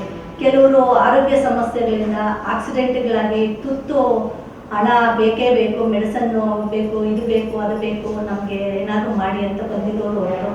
ಆಗಲೂ ಕೂಡ ಈ ಥರ ಸಾರ್ವಜನಿಕ ಸಭೆಗಳು ಏನಾದರೂ ಸೇರಿದಾಗ ಅಂಥವ್ರ ಕಡೆ ಮತ್ತು ಮನೆಯಲ್ಲೂ ಕೂಡ ಅಂಗಡಿಗಳ ಹತ್ರ ಕೂಡ ಈ ಥರ ಹೋಗಿ ಈ ಥರ ಒಂದು ಸಮಸ್ಯೆ ಆಗಿದೆ, ಇಂಥವ್ರಿಗೆ ಹಣ ಬೇಕಾಗಿದೆ ಅಂತ ಕೇಳಿಬಿಟ್ಟು ಅವ್ರು ಕೊಟ್ಟಿರೋವಂಥ ಹಣ ಮತ್ತು ನಮ್ಮ ಸಂಘದ ಮೆಂಬರ್ಸು ಕೂಡ ಅವರಿಂದ ಆಗುವಷ್ಟು ಇಷ್ಟು ಅಂತ ನಾನು ಯಾರಿಗೂ ಒತ್ತಾಯ ಇಲ್ಲ. ನಿಮ್ಮ ಕೈಲಾದಷ್ಟು ನಿಮ್ಮ ಭಗವತಿ ಏನು ಪ್ರೇರಣೆ ಕೊಡ್ತಾರೋ ಕೊಡಿ. ಇಂಥವ್ರಿಗೆ ಈ ಅವಶ್ಯಕತೆ ಇದೆ ಅಂತ ಹೇಳ್ಬಿಟ್ಟು ಸುಮಾರು ಜನ ರೋಗಿಗಳಿಗೆ, ಆಕ್ಸಿಡೆಂಟ್ ಆಗಿರುವಂಥವ್ರಿಗೆ, ಕ್ಯಾನ್ಸರ್ ಪೇಷಂಟ್ಗಳಿಗೆ, ಮತ್ತು ಈ ಬ್ಲಡ್ ಇಲ್ಲದೆ ಇರೋವಂಥವ್ರಿಗೂ ಬ್ಲಡ್ ಹಾಕ್ಸಿದ್ದೀನಿ. ಮತ್ತು ಅದಕ್ಕೆ ಆಗುವಂಥ ಖರ್ಚು ಮಿಕ್ಕಿರೋ ಹಣ ಅವ್ರಿಗೆ ಹಣ್ಣು ಹಂಪಲು ಅಥವಾ ಮೆಡಿಸನ್ಗೆ ಅಂತ ಕೊಟ್ಟಿರೋದು ಇದೆ. 100 ಜನಕ್ಕೆ ಬ್ಲಡ್ ಹಾಕ್ಸಿದ್ದೀನಿ. ಮತ್ತು ಅವ್ರ ಕಡೆ ಇರುವಂಥವರು ಪರಿಚಯಸ್ಥರು ಅವ್ರಿಗೆಲ್ಲನೂ ಹೇಳಿ ಬ್ಲಡ್ಡು ಕೊಡಿಸಿದ್ದಾರೆ. ಮತ್ತು ಈ ಥರ ಮಾಡ್ತಾ ಇದ್ದೀವಿ, ಸಹಿ ಸಂಗ್ರಹ ಮಾಡ್ತೀವಿ ಅಂದರೆ ಸಹಿ ಸಂಗ್ರಹ ಮಾಡಿಕೊಟ್ಟಿದ್ದಾರೆ. ಹಣ ಈ ಥರ ಇವ್ರಿಗೆಲ್ಲ ಬೇಕಾಗಿದೆ, ಬಡವರು ಮೆಡಿಸನ್ಗೆ ಬೇಕಂತೆ, ಆಪ್ರೇಷನ್ಗೆ ಬೇಕಂತೆ ಅಂದಾಗಲೂ ಕೂಡ ಅವ್ರವ್ರ ಕೈಲಾದಷ್ಟು ಅವರು ಕೂಡ ನಮ್ಮ ಜೊತೆ ಸೇರಿಕೊಂಡು ಅವರು ಕಲೆಕ್ಟ್ ಮಾಡಿನೂ ತಂದುಕೊಟ್ಟಿದ್ದಾರೆ. ಎಲ್ಲರ ಸಹಾಯ ಸಹಕಾರ ಇದೆ. ಒಬ್ಬರೇ ಮಾಡ್ತೀವಿ ಅನ್ನೋದೆಲ್ಲ ಸುಳ್ಳು. ಇದು ಒಂದು ಸಾಮೂಹಿಕವಾಗಿ ಮಾಡುವ ಸೇವಾ ಕಾರ್ಯಕ್ರಮಗಳು. ಆ ತಾಯಿ ಯಾರ್ಯಾರಿಗೆ ಈ ಸೇವೆಯಲ್ಲಿ ಎಳ್ಕೋಬೇಕು ಅವ್ರನ್ನೆಲ್ಲರೂ ಒಗ್ಗೂಡಿಸ್ತಾರೆ. ಅವರೆಲ್ಲರ ಒಂದು ಸಹಾಯ ಸಹಕಾರ ಇದೆ. ಈ ರೀತಿ ಅವರು ಕೂಡ ಅವ್ರ ಕೈಲಾದಷ್ಟು ಮಾಡ್ತಾ ಇದ್ದಾರೆ. ನಿಮ್ಮ ಒಂದು ಸಮಾಜ ಸೇವೆ ಕಾರ್ಯಗಳನ್ನ ನೋಡಿ ಪ್ರಶಸ್ತಿಗಳಾಗಿರ್ಬೋದು, ಪುರಸ್ಕಾರಗಳಾಗಿರ್ಬೋದು ಎಲ್ಲ ಕೂಡ ಬಂದಿದೆ. ಇದೆಲ್ಲ ಬಂದ ನಂತರ ನೀವು ಈ ಒಂದು ಕಾರ್ಯದಿಂದ ನಿವೃತ್ತಿ ತಗೋಬೇಕು ಅಂತ ಯಾವತ್ತೂ ನಿಮ್ಗೆ ಅನಿಸಿಲ್ವಾ? ನಾನು ಯಾವತ್ತು ಪ್ರಶಸ್ತಿಗಾಗಿ ಪುರಸ್ಕಾರಕ್ಕಾಗಿ ಸೇವೆ ಮಾಡ್ತಾ ಇಲ್ಲ. ಅದೇನೋ ಭಗವತಿ ನನ್ನೆಲ್ಲ ಅವ್ರ ಪ್ರೇರಣೆಯನ್ನು ಕೊಟ್ಟಿದ್ದಾಳೆ. ಆ ಸೇವೆ ಮಾಡಿದಾಗ ನನ್ನ ಹೃದಯದಲ್ಲಿ ಒಂದು ಸಂತೋಷ, ಖುಷಿ ಆಗುತ್ತೆ. ಆ ಖುಷಿ ಸಂತೋಷಕ್ಕೋಸ್ಕರ ನಾನು ಮಾಡ್ತಾ ಇದ್ದೀನಿ. ಯಾವುದೇ ಒಂದು ಒಡವೆ ಹಾಕ್ಕೊಳ್ಳಿ, ಒಂದು ಸೀರೆ ಹಾಕ್ಕೊಂಡ್ರೆ ಕೂಡ ನನಗೆ ಅದು ಖುಷಿ ಅಂತ ಅನಿಸೋದಿಲ್ಲ. ಸೇವೆ ಮಾಡಬೇಕು. ನನ್ನ ಜೀವನ ಅಂತ್ಯ ಆಗೋವರೆಗೂ ಭಗವತಿ ನಿನ್ನ ಸೇವೆ ಮಾಡಿಸ್ಕೊ ಅಂತಾನೆ ನಾನು ಭಗವತಿಯಲ್ಲಿ ಬೇಡ್ಕೋತೀನಿ. ನನ್ನಿಂದ ಜೀವಮಾನ ಪೂರ್ತಿ ಎಷ್ಟಾದರೆ ಅಷ್ಟು ಸಮಾಜಕ್ಕೆ, ಜನಕ್ಕೆ, ನನ್ನ ದೇಶಕ್ಕೆ ಆಗುವಷ್ಟು ಸೇವೆ ನಾನು ಮಾಡಬೇಕು ಅನ್ನೋದು ನನ್ನ ಆಸೆ. ಈಗ ನಡೀತಾ ಇರಲಿ ಮೇಡಮ್ ನಿಮ್ಮದು ಕಾರ್ಯಗಳು. ಹಾಗೇನೆ ಈಗ ನೀವು ನೇತ್ರದಾನದ ಕುರಿತು ಸಾಮಾನ್ಯರಲ್ಲಿ ಜಾಗೃತಿ ಮೂಡಿಸ್ತೀರಲ್ವಾ? ಆ ಒಂದು ನೇತ್ರದಾನದ ಕುರಿತು ಅದ್ರ ಬಗ್ಗೆ. ನೇತ್ರದಾನ ಮಹಾದಾನ ಅಂತ ಒಂದು ಟಿವಿ ಚಾನಲಲ್ಲಿ ಈ ಬಗ್ಗೆ ಮಾಹಿತಿಯನ್ನು ನೋಡಿದೆ. ನಾವು ಯಾಕೆ ಈ ಒಂದು ಸೇವೆಯಲ್ಲಿ ತೊಡಗಿಸ್ಕೋಬಾರ್ದು ಅಂತ ಅನ್ನಿಸ್ತು. ಹಾಗಾಗಿ ಮೊದಲು ವಾಸವಿ ಮಹಿಳಾ ಸಂಘದಲ್ಲಿ ಈ ಒಂದು ಸೇವಾ ಕಾರ್ಯವನ್ನು ಪ್ರಾರಂಭ ಮಾಡಿದ್ವಿ.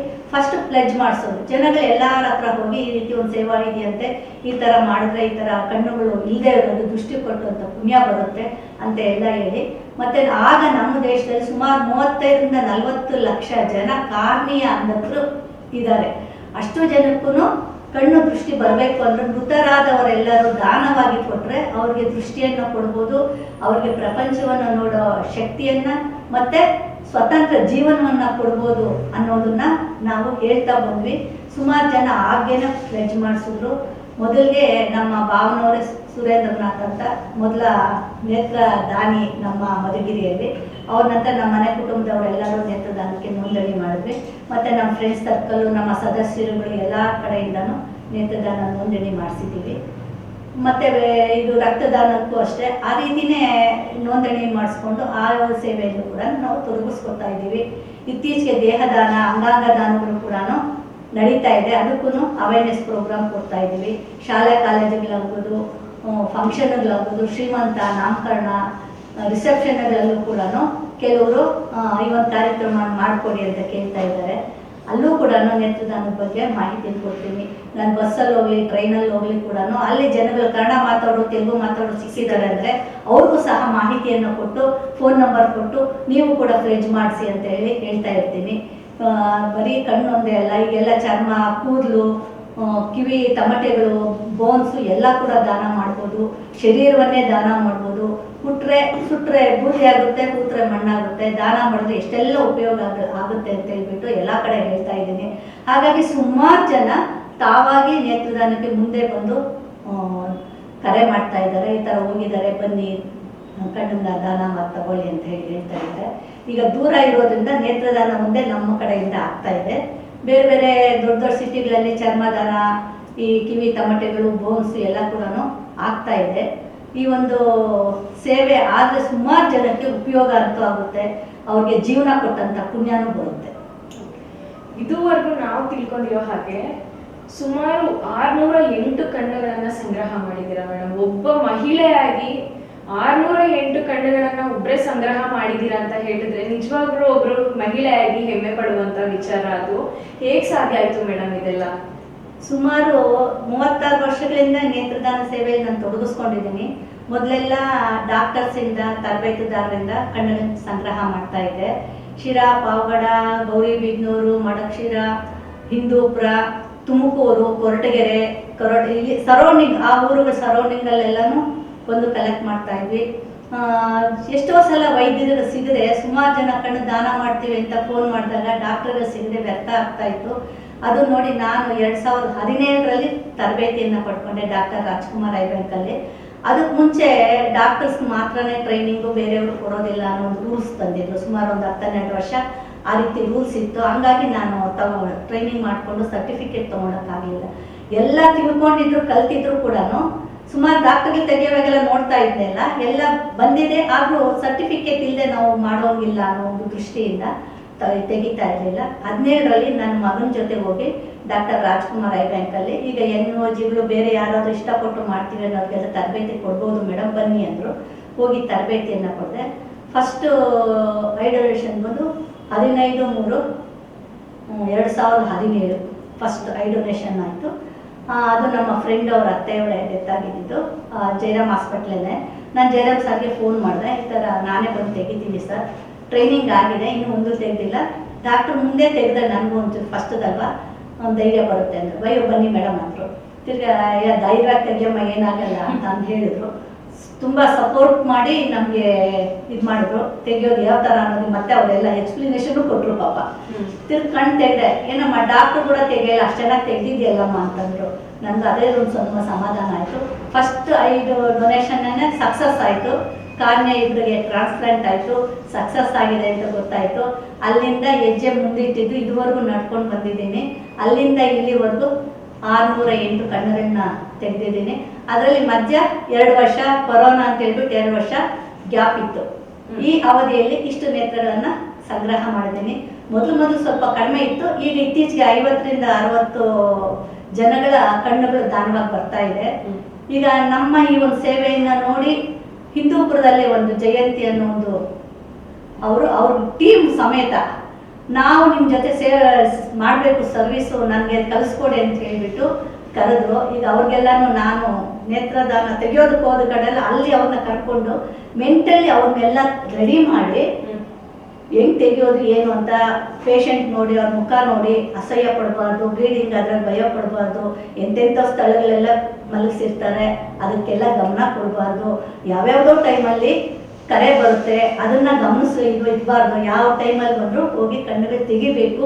ಅದನ್ನು ನಮ್ಮ ಗುರಿ ಏನಿದ್ರು ಆ ಕಣ್ಣಿಬ್ಬರಿಗೆ ಜೀವನ ದೃಷ್ಟಿ ಕೊಡೋದಂತೆ ಹೊಸ ಜೀವನ ಕೊಡುತ್ತೆ, 2 ಕುಟುಂಬಕ್ಕೆ ಆಧಾರ ಕೊಡುತ್ತೆ ಅನ್ನೋದನ್ನ ನಮ್ಮ ಗಮನದಲ್ಲಿರ್ಬೇಕು. ಇಷ್ಟ್ಬಿಟ್ಟು ಬೇರೆ ಏನು ಗಮನಿಸಬಾರ್ದು, ಆ ಮೆಂಟಲ್ ಇರಬೇಕು. ಮತ್ತೆ ಇದನ್ನ ಮಾರಾಟ ಮಾಡೋದಾಗ್ಲಿ ಅಥವಾ ಇನ್ನೊಂದಕ್ಕೆ ಬಳಸುವಂಥದ್ದಾಗಲಿ ಮಾಡಬಾರ್ದು. ಸೇವೆ ಅಂತ ಮಾಡಬೇಕು, ದುಡ್ಡು ಮಾರಾಟ ಮಾಡೋದಲ್ಲ, ಸೇವೆ ಒಂದೇ ಗುರಿಯಾಗಿರಬೇಕು ಅಂತ ಅವ್ರನ್ನೆಲ್ಲ ಮನವೊಲಿಸಿ ಅವ್ರಿಗೆಲ್ಲ ಎಕ್ಸ್ಪ್ಲನೇಷನ್ ಕೊಟ್ಟು ಸುಮಾರು ಕಡೆ ಅವನ್ನೆಲ್ಲ ಕರ್ಕೊಂಡೋಗಿ ಈಗ ಅವ್ರಿಗೆ ಡಾಕ್ಟರ್ ರಾಜ್ಕುಮಾರ್ ಐ ಬ್ಯಾಂಕಲ್ಲೇ ಸರ್ಟಿಫಿಕೇಟ್ ಮಾಡಿಸಿದ್ದೀನಿ.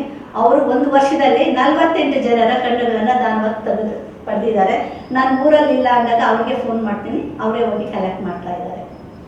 ಖುಷಿ ಆಯ್ತು ಮೇಡಮ್. ಒಬ್ಬ ಮಹಿಳೆ 608 ಕಣ್ಗಳನ್ನ ಸಂಗ್ರಹ ಮಾಡಬೇಕು ಅಂತ ಅಂದ್ರೆ ಈಸಿ ವಿಚಾರ ಅಲ್ಲ, ಅದು ತುಂಬಾ ಖುಷಿ ಇದೆ, ತುಂಬಾ ಹೆಮ್ಮೆ ಕೂಡ ಇದೆ. ನಾವು ಮಧುಗಿರಿಯ ಶ್ರೀ ಬಸವೇಶ್ವರ ಯೋಗ ವಿದ್ಯಾಮಂದಿರದಲ್ಲಿ ನಾವು ಸ್ಥಾಪಕರಾಗಿದ್ದು, ಈ ಒಂದು ಯೋಗ ಮಂದಿರಕ್ಕೆ ಪ್ರತಿ ವರ್ಷ ನಾವು ಶಿಬಿರ ಮಾಡುವಾಗ ಗಾಯತ್ರಕ್ಕನವರು ನಿಸ್ವಾರ್ಥ ಸೇವೆಯಿಂದ ಬಂದು ಮಕ್ಕಳಿಗೆ ಸಮಯದ ಪ್ರಜ್ಞೆಯೊಂದಿಗೆ ಅವರಿಗೆ ಭಜನ್ಸು ನೀತಿಯುಕ್ತ ಕಥೆಗಳನ್ನೆಲ್ಲ ನಮಗೆ ಹೇಳ್ಕೊಡೋರು.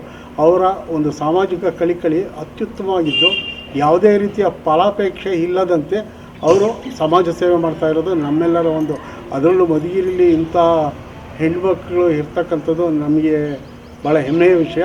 ರಿಟೈರ್ಡ್ ಹೆಡ್ ಮಾಸ್ಟ್ರು, ಸಾಮಾನ್ಯ ನಾನು ಗುರು ಕೆಲಸ ಇಸ್ಕೊಂಡಿದ್ದೆ, ನಂತರ ಒಂದು ಕೊರಡುಗಳ ಸೇರಿಸ್ಕೊಂಡು ಮತ್ತು ಜೂನಿಯರ್ ಕಾಲೇಜು ಹೆಣ್ಮಕ್ಳು ನಾನು ನೋಡಿದೆ. ನಮ್ಮ ಗಾಯತ್ರಿ ಅಂತಕ್ಕಂಥ ಒಂದು ಜ್ಞಾನವಂತೆ, ಕೀರ್ತಿವಂತೆ, ಧನದ ಇಲ್ಲ ಇದ್ರೂ ಅದು ಕೆಲಸದಲ್ಲಿ ಇರ್ತದೆ, ಎಲ್ಲ ಕಡೆ ಹೋಗಿ ಮಾಡಿ ಮಟ್ಟಿ ದೈವಭಕ್ತಿ, ಬಹಳ ದೈವಭಕ್ತಿ. ಸಾಮಾನ್ಯ ನಾವು ನೋಡ್ತಾ ಇರ್ತಾನೆ, ಅಲ್ಲಿ ಇಲ್ಲಿ ಹೋಗೋದು ಮಾಡೋದು, ಹೆಂಗಸ ಒಗ್ಗೂಟು ಕಳಿಸೋದು, ಅವರಿಗೆ ವಿದ್ಯೆ ಕಲಿಸ್ಕೊಡೋದು ಮತ್ತು ದೈವಭಕ್ತಿ ಬಹಳ ಮುಖ್ಯ. ಜೊತೆ ಸಾಮಾಜಿಕ ಕಾರ್ಯಕರ್ತೆ. ನಾನು ಸಾಮಾನ್ಯವಾದ 40 ವರ್ಷ ಇವತ್ತು ನಾನು ಹೆಡ್ ಮಾಸ್ಟರ್ ಆಗಿದ್ದೀನಿ. ಅಂಥ ಒಂದು ಗುಣವಂತೆ, ಕೀರ್ತಿವಂತೆ ಎಲ್ಲ ನಮ್ಮ ಬೇಕಾದಷ್ಟು ನಮ್ಮ ಲೇಡೀಸ್ ನೋಡಿದ್ದೆ ನಾವು. ನಾವು ಟೀಚರ್ಸ್ ನೋಡಿದ್ವಿ. ಅವರಂತಹ ಒಂದು ಉತ್ತಮ ಜ್ಞಾನಿ, ದೈವಭಕ್ತಿ ಜೊತೆಗೆ ಸಮಾಜ ಕಾರ್ಯಕರ್ತ ಬಹಳ ಮುಖ್ಯ. ನಮ್ಮಲ್ಲಿರ್ತಕ್ಕಂಥ ಈ ಎಕ್ಸ್ಟೆನ್ಷನಲ್ಲಿ ಮಾದರಿ ಕೇವಲ ಒಂದು ಇಡೀ ಎಕ್ಸ್ಟೆನ್ಷನಲ್ಲ, ಮಧುಗಿರಿಗೆ ಮತ್ತು ಇಡೀ ರಾಜ್ಯಕ್ಕೆ ಅದು ಕೀರ್ತಿವಂತರಾಗಲಿ, ಆಯುಷ್ ಆರೋಗ್ಯ ಕೊಟ್ಟು ಕಾಪಾಡಲಿ, ಇನ್ನೂ 10 ಜನಕ್ಕೆ 10 ನೇತ್ರದಾನ ಮಾಡಿ ಹೆಸರು ಕೊಳ್ಳಿ. ಎಲ್ರಿಗೂ ನಮಸ್ಕಾರ. ನನ್ನ ಹೆಸರು ಕಲ್ಪಿತಾ. ನಾನು ಸೆಲ್ಫ್ ಮೋಟಿವೇಟೆಡ್ ಮತ್ತು ರೆಡ್ ಕ್ರಾಸ್ ಕಮಿಟಿ ಮೆಂಬರ್ ಆಗಿರೋದ್ರಿಂದ ನನ್ನ ಸ್ಫೂರ್ತಿ ಬಂದು ನಮ್ಮ ಅಜ್ಜಿ, ಅವ್ರ ಹೆಸರು ಪದ್ಮಾವತಿ. ಇವರು ಕೂಡ ಗಾಯತ್ರಿ ನಾರಾಯಣ್ ಅವರು ಕೂಡ ನನ್ನ ಇನ್ಸ್ಪಿರೇಷನ್. ಇದ್ರ ಮೋಟಿವೇಶನ್ ಸಲುವಾಗಿ ನಾನು ತುಂಬ ಸೋಷಿಯಲ್ ಸರ್ವಿಸ್ನ ಅಳವಡಿಸ್ಕೊಂಬಂದಿದ್ದೀನಿ ಕಾಲೇಜ್ ಡೇಸಿಂದಾನೆ. ಸೊ ಅವರ ಅಜ್ಜಿನೇ ಅಲ್ಲದೆ ಒಬ್ಬರು ಗೈಡ್, ಮೆಂಟರ್, ತುಂಬ ಹಲವಾರು ಪಾತ್ರನ ಪೋಷಿಸ್ತಿದ್ದಾರೆ. ಸೊ ಅಜ್ಜಿ ಇಲ್ಲ ಅನ್ನೋ ಒಂದು ಕೊರತೆನ ಅವ್ರು ತುಂಬ ನೀಗಿಸಿದ್ದಾರೆ ನನಗೆ. ಆ್ಯಂಡ್ ಇವ್ರಿಗೆ ಎಷ್ಟೋ ಪ್ರಶಸ್ತಿಗಳಂತೂ ಬಂದಿದೆ. ಸೊ ಇನ್ನೂ ಬರಲಿ, ಅವ್ರು ಇನ್ನೂ ಚೆನ್ನಾಗಿರಲಿ, ಆಯುಷ್ಯ ಆರೋಗ್ಯ ಇನ್ನೂ ತುಂಬ ಕೊಡಲಿ ಅಂತ ದೇವ್ರನ್ನ ಪ್ರಾರ್ಥಿಸ್ಕೊತೀನಿ. ಮೇಡಮ್, ಈ ಒಂದು ನೇತ್ರದಾನದ ಕಾರ್ಯದಲ್ಲಿ ನೀವು ಯಾವ ಥರದ ಸಮಸ್ಯೆಗಳನ್ನು, ಏನೇನೆಲ್ಲ ಸಮಸ್ಯೆಗಳನ್ನು ಫೇಸ್ ಮಾಡಿದ್ದೀರಾ? ಇದರಲ್ಲಿ ತುಂಬಾ ಸಮಸ್ಯೆಗಳು ಬರ್ತವೆ. ನಾವು ಮೊದಲಿಗೆ ಡೆತ್ ಆಯಿತು ಅಂದರೆ ಹೋಗಿ ಕೇಳ್ತೀವಿ, ಅವ್ರ ಮನೆಯವ್ರನ್ನೆಲ್ಲ ಒಪ್ಸಿರ್ತೀವಿ. ಮಧ್ಯದಲ್ಲಿ ಯಾರೋ ಒಬ್ರು ಬರ್ತಾರೆ, ನಮ್ಮ ಇದಕ್ಕೆ ಒಳ್ಳೇದೆಲ್ಲ ಕೊಡಬಾರ್ದು ಅಂತ ಹೇಳ್ತಾರೆ. ಇದು ಕೊಡೋದ್ರಿಂದ ಸಂಸ್ಕಾರಕ್ಕೆ ಬರಲ್ಲ, ಮುಂದಿನ ಜನದಲ್ಲಿ ಕುರುಡರಾಗ್ಬಿಡ್ತಾರೆ, ಕೊಡಬೇಡ ಅಂತ ಇದು ಮಾಡ್ತಾರೆ. ಎಷ್ಟೋ ಕಡೆ ಈ ಸಮಸ್ಯೆಗಳಿಂದ ಹೋಗಿದ್ದು ವಾಪಸ್ಸು ಬಂದಿದ್ದೀವಿ. ಇನ್ನು ಕೆಲವು ಕಡೆ ಹೋಗ್ತೀವಿ, ಅಯ್ಯೋ ಬ್ಲೀಡಿಂಗು ಅದು ಇದು ಆಗ್ಬಿಡ್ದೆ, ನೋಡೋಕೆ ವಿಕಾರ ಆಗುತ್ತೆ, ಬೇಡ ನಾವು ಕೊಡಲ್ಲ ಅಂತ ಹೇಳ್ತಾರೆ. ಇನ್ನು ಕೆಲವು ಕಡೆ ಮನೆಯವರೆಲ್ಲ ಎಲ್ಲರೂ ಒಪ್ಪಿರ್ತಾರೆ. ಕೊನೆಯಲ್ಲಿ ಯಾರೋ ಬಂದು ನಮ್ಮ ಸಮಾಜದಲ್ಲಿ ನಮ್ಮ ಜನಾಂಗದಲ್ಲಿ ಮಾಡಬಾರ್ದು, ಹಳ್ಳಿ ಜನಗಳೆಲ್ಲನೂ ನೀನು ಕಣ್ಣು ಮಾರ್ಕೋತೀಯ ಅಂತ ಅನ್ಕೋತಾರೆ. ಕೊಡ್ಕೂಡ್ದಂದ್ರೆ ಕೊಡ್ಕೂಡು ಅಂತ ಹೇಳಿ ಅಡ್ಡಿ ಮಾಡ್ತಾರೆ. ರಾತ್ರಿ ಇನ್ನೊಂದು ಕೆಲವು ಕಡೆ ರಾತ್ರಿ ಇವತ್ತು ಹಗಲು ರಾತ್ರಿ ಅನ್ನೋದೇ ಕಾಲ್ಸ್ ಬರ್ತಾ ಇರುತ್ತೆ. ಆದರೆ ನಾವು ಯಾವುದೇ ಸಮಯದಲ್ಲಿ ಕಾಲ್ಸ್ ಬಂದರೂ ಕೂಡ ಹೋಗಿ ಕಣ್ಣುಗಳನ್ನ ಕಲೆಕ್ಟ್ ಮಾಡ್ಕೊಂಡು ಬರ್ತೀವಿ. ಸುಮಾರು 95-96 ಕಿಲೋಮೀಟರ್ ದೂರದವರೆಗೂ ಹೋಗಿ ಕಣ್ಣುಗಳನ್ನ ಕಲೆಕ್ಟ್ ಮಾಡ್ಕೊಂಡು ಬಂದಿದ್ದೀವಿ. ಯಾವ ಐ ಬ್ಯಾಂಕ್ನವ್ರು ಇಷ್ಟಿಷ್ಟು ದೂರ ಕಣ್ಣುಗಳು ಕಲೆಕ್ಟ್ ಮಾಡ್ಲಿಕ್ಕೆ ಹೋಗಲ್ಲ. ರಾತ್ರಿ ಹೊತ್ತು ಅಂದ್ರೆ ಇಷ್ಟಿಷ್ಟು ದೂರ ಯಾರು ಹೋಗಲ್ಲ. ಸುಮಾರು ರಾತ್ರಿ 12 ಗಂಟೆ, 1 ಗಂಟೆ, 2 ಗಂಟೆಯಲ್ಲಿ ಕೂಡ ಹೋಗಿ ಕಣ್ಣುಗಳನ್ನ ಕಲೆಕ್ಟ್ ಮಾಡಿಕೊಂಡು ಬಂದಿದ್ದೀವಿ. ಅದಕ್ಕೆ ಸುಮಾರು ಕಡೆ ಈ ಹ್ಯಾಂಗ್ ಆಗಿರುವಂಥವು ಆಕ್ಸಿಡೆಂಟ್ ಕೇಸುಗಳೆಲ್ಲ ಬರ್ತವೆ. ಪೋಸ್ಟ್ ಮಾರ್ಟಮ್ಗೆ ಹೋಗಿರುವಂಥ ಬಾಡಿಗಳು ಕಣ್ಣುಗಳು ಕೊಡ್ತಾರೆ ಬನ್ನಿ ಅಂತ ತಾವಾಗಿ ಕರೀತಾರೆ. ಇದು ಜನಗಳಲ್ಲಿ ಒಂದು ನೇತ್ರದಾನ ಮಾಡಬೇಕು ಅನ್ನೋ ಒಂದು ಉತ್ಕಟ ಆಸೆ ಆಕಾಂಕ್ಷೆಗಳು ಈ ಜನಗಳಲ್ಲಿ ಸ್ವಲ್ಪ ಮೂಡ್ತಾ ಇರೋದ್ರಿಂದ ಅಯ್ಯೋ ಹೆಂಗೋ ಇದಾಗ್ತಾನೆ, ಅವನಂತೂ ಇಲ್ಲ, ಅವನಿಂದ ಇನ್ನೊಂದು ಜೀವ ಬೆಳಕಾಗುತ್ತಲ್ಲ ಅನ್ನೋ ಆಸೆ ಆಕಾಂಕ್ಷೆ ಇಟ್ಕೊಂಡು ಫೋನ್ ಮಾಡುವಂಥವ್ರು ಇದ್ದಾರೆ. ಸುಮಾರು ಕೆಲವು ಕಡೆ ಡಾಕ್ಟರ್ಗಳನ್ನ ಕೇಳಿಬಿಟ್ಟು ಡಾಕ್ಟರ್ಗಳನ್ನೇ ಕಣ್ಣು ಕೊಡ್ತೀರಾ ಅಂತ ಕೇಳಿಬಿಟ್ಟು ನಮಗೆ ಫೋನ್ ಮಾಡ್ತಾರೆ. ಅಂಥ ಕಡೆ ಹೋಗ್ತೀವಿ. ಪೋಸ್ಟ್ ಮಾರ್ಟಮ್ ಆಗೋ ಟೈಮಲ್ಲಿ ಹೋಗ್ತೀವಿ. ಸುಮಾರು ರಾತ್ರಿ 10-12 ಗಂಟೆಗೆ ಕೂಡ ಪೋಸ್ಟ್ ಮಾರ್ಟಮ್ ಆಗೋ ಜಾಗದಲ್ಲಿ ಕಣ್ಣುಗಳು ತಗೊಂಡ್ಬಂದಿದ್ದೀವಿ. ಇನ್ನು ಕೆಲವು ಸ್ಮಶಾನದಲ್ಲಿ ಬಾಡಿ ಸ್ಮಶಾನಕ್ಕೆ ತೊಗೊಂಡೋದ ಕಡೆ ಆವಾಗ ಕಾಲ್ ಮಾಡಿ ಕೂಡ ಕಣ್ಣುಗಳು ತಗೊಂಡ್ಬಂದಿದ್ದೀವಿ. ಒಂದು ವಿಶೇಷ ಅಂದರೆ ಶಿರಾದಲ್ಲಿ ಒಮ್ಮೆ ನೇತ್ರದಾನ ಕರೆ ಬಂತು ಸಾಯಂಕಾಲ 5 ಗಂಟೆಗೆ. ಅದು ಬೆಂಗಳೂರಲ್ಲಿ ಡೆತ್ ಆಗಿರೋದು. ಬೆಂಗಳೂರಲ್ಲಿ ಆಸ್ಪತ್ರೆಯಲ್ಲಿ ಐ ಡೊನೇಷನ್ ಮಾಡ್ತೀವಿ, ಐ ಬ್ಯಾಂಕ್ ನಂಬರ್ ಕೊಡಿ ಅಂತ ನಮ್ಗೆ ಗೊತ್ತಿಲ್ಲ ಅಂತಂದ್ರಂತೆ. ಅಲ್ಲಿಂದ ಬಾಡಿ ತಾವರೆಕೆರೆಗೆ ಬಂದಿದ್ದಾರೆ. ಅಲ್ಲಿ ಎಲ್ಲ ನೋಡಿ ಅದು ಬಾಡಿನ ಶಿರಾಗೆ ತರೋದಕ್ಕೆ ರಾತ್ರಿ 7:30 ಆಗ್ಬಿಟ್ಟಿದೆ. ಅವರು 5-5:30 ಬರುತ್ತೆ ಬಾಡಿ ಬನ್ನಿ ಅಂತ ನಮ್ಮನ್ನು ಕರೆದಿದ್ರು. ನಾವು ಹೋಗೋ ಅಷ್ಟೊತ್ತಿಗೆ ಬಾಡಿನ ಸ್ಮಶಾನದಲ್ಲಿ ಇಳಿಸ್ಬಿಟ್ಟು ಫೋನ್ ಮಾಡಿದ್ದಾರೆ. ನಾವು ಅಲ್ಲಿ ಹೋಗೋ ಅಷ್ಟೊತ್ತಿಗೆ ರಾತ್ರಿ ಕಗ್ಗತ್ಲು, ಪೆಟ್ರೋಲ್ ಮಾರ್ಕ್ಸಲ್ಲಿ ಸಿಮೆಂಟ್ನೆಲ್ಲ ಗ್ಯಾಸ್ ಲೈಟಲ್ಲಿ ಎಲೆಕ್ಟ್ರಿಸಿಟಿ ಅಂತ ಮೊದಲೇ ಇಲ್ಲ. ಕೊನೆಗೆ ನಾನು ನನ್ನ ಫ್ರೆಂಡ್ ಹೋಗಿದ್ವಿ. ಸ್ಮಶಾನದ ಒಳಗಡೆ ಇಳಿಸಿದ್ದಾರೆ. ನನ್ನ ಫ್ರೆಂಡ್ ಬರೋದಕ್ಕೆ ಎದುರುಕೊತಾ ಇದ್ದಾರೆ. ಅಕ್ಕ ರಾತ್ರಿ ಹೊತ್ತು ಹೆಂಗಕ್ಕ ಸ್ಮಶಾನದೊಳಗೆ ಹೋಗೋದು, ನಾವು ಒಳಕ್ಕೆ ಹೋಗಲ್ಲ ಹೆಂಗೆ ಅಂತ. ದೇವರಿದ್ದಾನೆ ಬಾ, ಅವ್ರ ಕಣ್ಣು ಯಾರಿಗೋ ಇಬ್ಬರು ಬೆಳಕು ಕೊಡುತ್ತೆ, ಜೀವನ ಕೊಡುತ್ತೆ, ನಾನು ನಿನಗೆ ಸಪೋರ್ಟ್ ಅವ್ರಿಗಿರ್ತೀನಿ, ನಿನಗೇನು ಆಗಲ್ಲ ಬಾ ಅಂತ ಹೇಳ್ಬಿಟ್ಟು ಅವಳಿಗೂ ಧೈರ್ಯ ಹೇಳಿ ದೇವ್ರನ್ನ ಸ್ಮರಣೆ ಮಾಡ್ಕೊಂಡು ಅಮ್ಮ ವಾಸವಿ ನೀನೇ ಕಾಪಾಡಬೇಕು, ಏನಾದರೂ ಸಮಸ್ಯೆ ಆಗ್ದಂಗೆ ಅದು ಕಣ್ಣು ತಗೊಂಡು ಬರೋಕ್ಕೆ ನೀನೇ ದಾರಿ ಮಾಡಿಕೊಡು ಅಂತ ಹೇಳಿ ಅವಳಿಗೂ ಧೈರ್ಯ ಹೇಳಿ ಕರ್ಕೊಂಡೋದೆ. ಅದು ಕಣ್ಣು ಸ್ನಾನ ಮಾಡಿಸಿ ಮುಖ ಎಲ್ಲ ಅಕ್ಕಿ ಹಾಕ್ಬಿಟ್ಟು ನೆತ್ಕೊಂಡ್ಬಿಟ್ಟಿದೆ. ಅದನ್ನೆಲ್ಲ ಕ್ಲೀನ್ ಮಾಡೋದಕ್ಕೆ ನನಗೊಂದು 1/4 ಗಂಟೆ ಆಯಿತು. ನಾವು ಮತ್ತೆ ಆ ಮೊಬೈಲ್ ಲೈಟಲ್ಲೇ ಕಣ್ಣುಗಳು ಕಷ್ಟಪಟ್ಟು ತಗೊಂಡು ಬರೋದಕ್ಕೆ ಮಧುಗಿರಿಗೆ ಬರೋ ಬಸ್ಸುಗಳು 2 ಹೊರಟೋಗ್ಬಿಟ್ಟಿದ್ವು. ಮತ್ತು ಅಲ್ಲಿಂದ ನಮ್ಮ ಮಧುಗಿರಿಗೆ ಬಸ್ಸುಗಳಿಲ್ಲ. ತಿರ್ಗಾ ನಂದಿನಿ ಬೇಕ್ರಿ ಸೋಮಶೇಖರಣ್ಣ ಅವರೇ ಕಾಲ್ ಮಾಡಿದ್ದು. ಮತ್ತೆ ಅವ್ರಿಗೆ ಫೋನ್ ಮಾಡೋಣ, ಬಸ್ಸುಗಳು 2 ಹೊರಟೋಗ್ಬಿಟ್ಟಿದೆ, ನಮಗೇನೋ ಟ್ಯಾಕ್ಸಿ ಒಂದು ಬುಕ್ ಮಾಡಿಕೊಡಿ, ನಾವೇ ದುಡ್ಡು ಕೊಡ್ತೀವಿ ಅಂತ ಹೇಳಿದೆ. ಪಾಪ ಅಣ್ಣ ಅವರು ಟ್ಯಾಕ್ಸಿನ ಕಳಿಸಿದ್ರು. ಅದರಲ್ಲಿ ನಾವು ಮನೆಗೆ ಬಂದ್ವಿ. ಎಷ್ಟೋ ಕಡೆ ಈಗ ಬಸ್ಸುಗಳ ವ್ಯವಸ್ಥೆನೇ ಇರಲ್ಲ. ಅಂಥ ಸಂದರ್ಭಗಳಲ್ಲಿ ನಾವು ಟ್ಯಾಕ್ಸಿಗಳೇ ಮಾಡ್ಕೊಂಡು ಹೋಗ್ಬೇಕಾಗುತ್ತೆ. ಇಲ್ಲ ಬೆಳಗ್ಗೆ ಡೆತ್ ಆಗಿರ್ತಾರೆ, ಬೆಳಗಿನ ಜಾವ ಡೆತ್ ಆಗಿರ್ತಾರೆ, ಇಲ್ಲ ರಾತ್ರಿ ಡೆತ್ ಆಗಿರ್ತಾರೆ, ಫೋನ್ಗಳು ಮಾಡ್ತಾರೆ, ಸಮಯ ಅವಕಾಶ ಇರಲ್ಲ ಬಸ್ಸುಗಳಲ್ಲಿ ಹೋಗೋದಕ್ಕೆ. ಸುಮಾರು ಎಲ್ಲ ಕಡೆನೂ ಟ್ಯಾಕ್ಸಿಗಳಲ್ಲೇ ಓಡಾಡುವಂಥದ್ದಾಗುತ್ತೆ. ಸರ್ಕಾರ ಏನಾದರೂ ನಮಗೆ ಈ ಟ್ಯಾಕ್ಸಿಗಳಿಗೆ ಏನಾದರೂ ವ್ಯವಸ್ಥೆ ಮಾಡಿಕೊಟ್ರೆ ಇನ್ನೂ ಹೆಚ್ಚಿನ ಅನುಕೂಲ ಆಗುತ್ತೆ, ಹೆಚ್ಚಿನ ಒಂದು ನೇತ್ರದಾನ ಮಾಡಲಿಕ್ಕೆ ನಮಗೆ ಸಹಕಾರ ಆಗುತ್ತೆ ಅಂತ ಸುಮಾರು ನಮ್ಗೆ ಒಂದು ವರ್ಷಕ್ಕೆ 1ರಿಂದ 1.25 ಲಕ್ಷ 1.5 ಲಕ್ಷ ಟ್ಯಾಕ್ಸಿಗಳಿಗೆ ನಾನು ಕೊಡ್ತಾ ಇದ್ದೀನಿ, ಬೇರೆ ಖರ್ಚು ಬಿಟ್ಟು. ಹಾಗಾಗಿ ಸರ್ಕಾರದಿಂದ ಬರುವಂಥ ಅಮೌಂಟ್ ತೀರಾ ಸ್ವಲ್ಪ. ಬಸ್ಸುಗಳಲ್ಲಿ ಓಡಾಡಿದ್ರೆ ಆಗುತ್ತೆ, ಟ್ಯಾಕ್ಸಿಗಳಿಗೆ ಕೊಡುವಷ್ಟು ಆಗೋದಿಲ್ಲ. ಇದೊಂದು ನಿಮ್ಮ ವಾಹಿನಿ ಮೂಲಕ ಸರ್ಕಾರ ಏನಾದರೂ ಇದಕ್ಕೆ ದಾರಿ ಮಾಡಿಕೊಟ್ರೆ ಅನುಕೂಲ ಆಗುತ್ತೆ. ಆಮೇಲೆ ಈ ಆಕ್ಸಿಡೆಂಟ್ ಕೇಸುಗಳು, ಮರದಿಂದ ಬಿದ್ದಿರ್ತಾರೆ, ಇಲ್ಲ ಮಾಡಿಯಿಂದ ಬಿದ್ದಿರ್ತಾರೆ, ಇಲ್ಲ ಆಕ್ಸಿಡೆಂಟ್ ಆಗಿರುತ್ತೆ, ಫುಲ್ಲು ಬ್ಲೀಡಿಂಗ್ ಆಗಿರುತ್ತೆ, ಒಬ್ಬೊಬ್ಬರಿಗೆ ತಲೆ ಚೆಚ್ಚಿ ಹೋಗ್ಬಿಟ್ಟಿರುತ್ತೆ. ಇಂಥ ಕಡೆ ಎಲ್ಲನೂ ನಾವು ಹೋಗಿ ನಮ್ಮ ಗುರಿ ಆ ಕಣ್ಣಿಬ್ಬರಿಗೆ ದೃಷ್ಟಿ ಬರುತ್ತೆ ಅನ್ನೋದನ್ನೇ ಗಮನ ಇಟ್ಕೊಂಡು ಆ ಬ್ಲೀಡಿಂಗ್ ಆಗಿರೋದು ಅವನ್ನೆಲ್ಲ ನೋಡೋದಕ್ಕೆ ಗಮನನೇ ಕೊಡೋದಂಗೆ ಕಣ್ಣನ್ನೆಲ್ಲ ಕಲೆಕ್ಟ್ ಮಾಡ್ಕೊಂಡು ಬರ್ತೀವಿ. ಸ್ಮಶಾನದಲ್ಲೇ 4 ಜನದ ಕಣ್ಣುಗಳು ತಗೊಂಡು ಬಂದಿದ್ದೀವಿ. ಕಣ್ಣು ದಾನ ಮಾಡಬೇಕು ಅಂದರೂ ಪುಣ್ಯ ಮಾಡಿರಬೇಕು, ಪುಣ್ಯವಂತರಿಗೆ ಮಾತ್ರನೇ ಇದು ಅವಕಾಶ. ಎಷ್ಟೋ ಜನರು ಕಣ್ಣು ದಾನ ಮಾಡಬೇಕು ಅಂದರೆ ಡಾಕ್ಟ್ರುಗಳು ಸಿಗದೆ, ಐ ಬ್ಯಾಂಕ್ಗಳು ಹತ್ರ ಇಲ್ಲದಂಗೆ ಎಷ್ಟೋ ಜನ ಕಣ್ಣುಗಳು ದಾನ ಮಾಡಿ ಇಷ್ಟ ಇದ್ರೂ ವ್ಯರ್ಥ ಆಗ್ತಾ ಇದ್ದಾವೆ. ಹಾಗಾಗಿ ಎಲ್ಲ ಕಡೆನ ಸಮೀಪದಲ್ಲಿ ಐ ಕಲೆಕ್ಷನ್ ಸೆಂಟರ್ಗಳಿಟ್ಟರೆ ಅನುಕೂಲ ಆಗುತ್ತೆ, ಎಷ್ಟೋ ಜನಕ್ಕೆ ಇದು ಅನುಕೂಲ ಆಗುತ್ತೆ. ಮತ್ತು ಸರ್ಕಾರಿ ಆಸ್ಪತ್ರೆಗಳಲ್ಲಿ ಮತ್ತು ಬೆಂಗಳೂರಲ್ಲಿ ದೊಡ್ಡ ದೊಡ್ಡ ಆಸ್ಪತ್ರೆಗಳಲ್ಲಿ ನೇತ್ರದಾನ ಕೇಂದ್ರಗಳ ಒಂದು ನಂಬರ್ಸ್ನ ಸ್ಟಿಕ್ ಮಾಡಿದ್ರೆ ಎಷ್ಟೋ ಜನ ಕೊಡಬೇಕು ಅಂದರೆ ಬೆಂಗಳೂರು ಆಸ್ಪತ್ರೆಗಳಲ್ಲಿ ನಮ್ಗೆ ಗೊತ್ತಿಲ್ಲ ಅಂತಾರೆ. ಅವು ಪಾವಗಡ, ಶಿರಾ, ಗೌರಿಬಿದನೂರು, ಮಧುಗಿರಿ ಎಲ್ಲ ಬಾಡಿಗಳು ಬಂದ ಮೇಲೆ ನಾವು ಆ ಬಾಡಿಗಳಿಂದ ಕಣ್ಣುಗಳು ತೆಗೆದು ಕಳಿಸ್ತಾ ಇದ್ದೀವಿ. ಇದ್ರ ಬದಲು ಸರ್ಕಾರ ಇದ್ರ ಕಡೆನೂ ಸ್ವಲ್ಪ ಗಮನ ಹರಿಸಿ ಎಲ್ಲ ಕಡೆನೂ ಹತ್ತಿರದ ನೇತ್ರದಾನ ಕೇಂದ್ರಗಳ ನಂಬರ್ಸ್ ಹಾಕಿದ್ರೆ ಕೊಡುವಂಥ ದಾನಿಗಳು ಅಲ್ಲೇ ಕೊಡ್ತಾರೆ, ಸಮಯನೂ ಉಳಿತಾಯ ಆಗುತ್ತೆ. ಈಗ ಮೊದಲು ಇಷ್ಟೆಲ್ಲ ಅನುಕೂಲ ಸರ್ಕಾರದಿಂದ ಆದರೆ ಇನ್ನೂ ಹೆಚ್ಚಿನ ನೇತ್ರದಾನ ಆಗೋದಕ್ಕೆ ಅನುಕೂಲ ಆಗುತ್ತೆ. ಮೇಡಮ್, ಈ ಒಂದು ನೇತ್ರದಾನ ಕಾರ್ಯದಲ್ಲಿ ನೇತ್ರದಾನ ಮಾಡಿರೋರಿಗೆ ಅಥವಾ ಅವ್ರ ಕುಟುಂಬದವರಿಗೆ, ಮಾಡಲು ಮುಂದಾಗಿರುವವರಿಗೆ ನಿಮ್ಮ ಅಭಿಪ್ರಾಯ ಅಥವಾ ಸಂದೇಶ ಏನು ಹೇಳ್ತೀರಾ? ಈಗ ನೇತ್ರದಾನ ಮೊದಲೆಲ್ಲನೂ ತುಂಬ ಆಲೋಚನೆ ಮಾಡೋರು, ಈಗ ಒಂದು ಸ್ವಲ್ಪ ಜನಗಳಿಗೆ ಒಳ್ಳೆಯ ಅಭಿಪ್ರಾಯ ಮೂಡಿದೆ. ಅದರಲ್ಲೂ ಡಾಕ್ಟರ್ ರಾಜ್ಕುಮಾರ್ ಐ ಬ್ಯಾಂಕಲ್ಲಿ ಸುಮಾರು 25 ವರ್ಷಗಳ ಕಾಲ ಅವರು ಐ ಪ್ಲೆಡ್ಜ್ ಮಾಡಿರೋದು 75,000. ಪುನೀತ್ ರಾಜ್ಕುಮಾರ್ ಅವ್ರ ಡೆತ್ ಆದಮೇಲೆ ಅವ್ರ ಕಣ್ಣಲ್ಲಿ ನೇತ್ರದಾನ ಆದಮೇಲೆ ಅವ್ರ ಕಣ್ಣಲ್ಲಿ ಒಂದೇ ದಿನ 4 ಜನಕ್ಕೆ ಕಾರ್ನಿಯಾ ಟ್ರಾನ್ಸ್ಪ್ಲಾಂಟ್ ಆದಮೇಲೆ ಜನ ಸಾಗರ ಹರಿದು ಬಂದಿದೆ. ಕೇವಲ ಅವ್ರ ಡೆತ್ ಆದ 11 ತಿಂಗಳಿಗೆ 1 ಲಕ್ಷ ಜನ ಐ ಪ್ಲೆಡ್ಜ್ ಮಾಡಿಸಿದ್ದಾರೆ. ಮತ್ತೆ ಇಷ್ಟು ಜನಗಳ ಒಂದು ನೋಂದಣಿ ಮಾಡ್ಕೊಳ್ಳೋಕೆ ಅವ್ರಿಗೆ ಕಷ್ಟ ಆಗಿ ಆ್ಯಪ್ ಓಪನ್ ಮಾಡಿದ್ದಾರೆ. ವಾಟ್ಸಪ್ ಇದರಿಂದ ಒಂದು ನಂಬರ್ ಹೇಳಿದ್ದಾರೆ. ಆ ನಂಬರ್ಗೆ ನಾವು ಸುಮ್ಮನೆ ಒಂದು ಮಿಸ್ ಕಾಲ್ ಕೊಟ್ಟರೆ ಅವರಿಂದ ಒಂದು ಫಾರಮ್ ಬರುತ್ತೆ, ಅದನ್ನು ನಾವು ಫಿಲ್ ಮಾಡಿ ಮತ್ತೆ ಅವ್ರಿಗೆ ಕಳಿಸಿದ್ರೆ ನೀವು ಐ ಪ್ಲೆಡ್ಜರ್ ಅಂತ ಒಂದು ಕಾರ್ಡ್ ನಿಮ್ಮ ಇದಕ್ಕೆ ಬಂದ್ಬಿಡುತ್ತೆ. ಇದೊಂದು ಅನುಕೂಲ ರಿಜಿಸ್ಟರ್ ಮಾಡಿಸೋದಕ್ಕೆ. ಮತ್ತೆ ಈ ಒಂದು ನೇತ್ರದಾನ ಮಾಡಿರುವಂಥ ಕುಟುಂಬದವ್ರಿಗೆ ಎಲ್ಲರಿಗೂ ಧನ್ಯವಾದಗಳು ಹೇಳಬೇಕು. ಅದು ನೇತ್ರದಾನ ಮಾಡಿರೋದ್ರಿಂದ ಬೇರೆಯವ್ರಿಗೆ ಸ್ಫೂರ್ತಿ ಆಗುತ್ತೆ. ಅಯ್ಯೋ ಅವ್ರು ಮಾಡಿದ್ದಾರೆ, ನಾವು ಮಾಡೋಣ, ಅವರಿಂದ ನಮ್ಮಿಂದ ಇನ್ನೊಂದಷ್ಟು ಜನಕ್ಕೆ ಉಪಯೋಗ ಆಗುತ್ತೆ. ಮಣ್ಣು ಮಾಡಿದ್ರೆ ಏನಾಯಿತು, ಬೂದಿ ಆಗುತ್ತಲ್ಲ ಅಷ್ಟೇ ಅಲ್ವಾ, ಇಲ್ಲ ಬೂದಿ ಇಲ್ಲ ಮಣ್ಣು, ಅದ್ರ ಬದಲು ದಾನ ಮಾಡಿದ್ರೆ ಎಷ್ಟೋ ಜನಕ್ಕೆ ಉಪಯೋಗ ಆಗುತ್ತಲ್ಲ ಅನ್ನೋ ಭಾವನೆ ಮೂಡ್ತಾ ಇದೆ.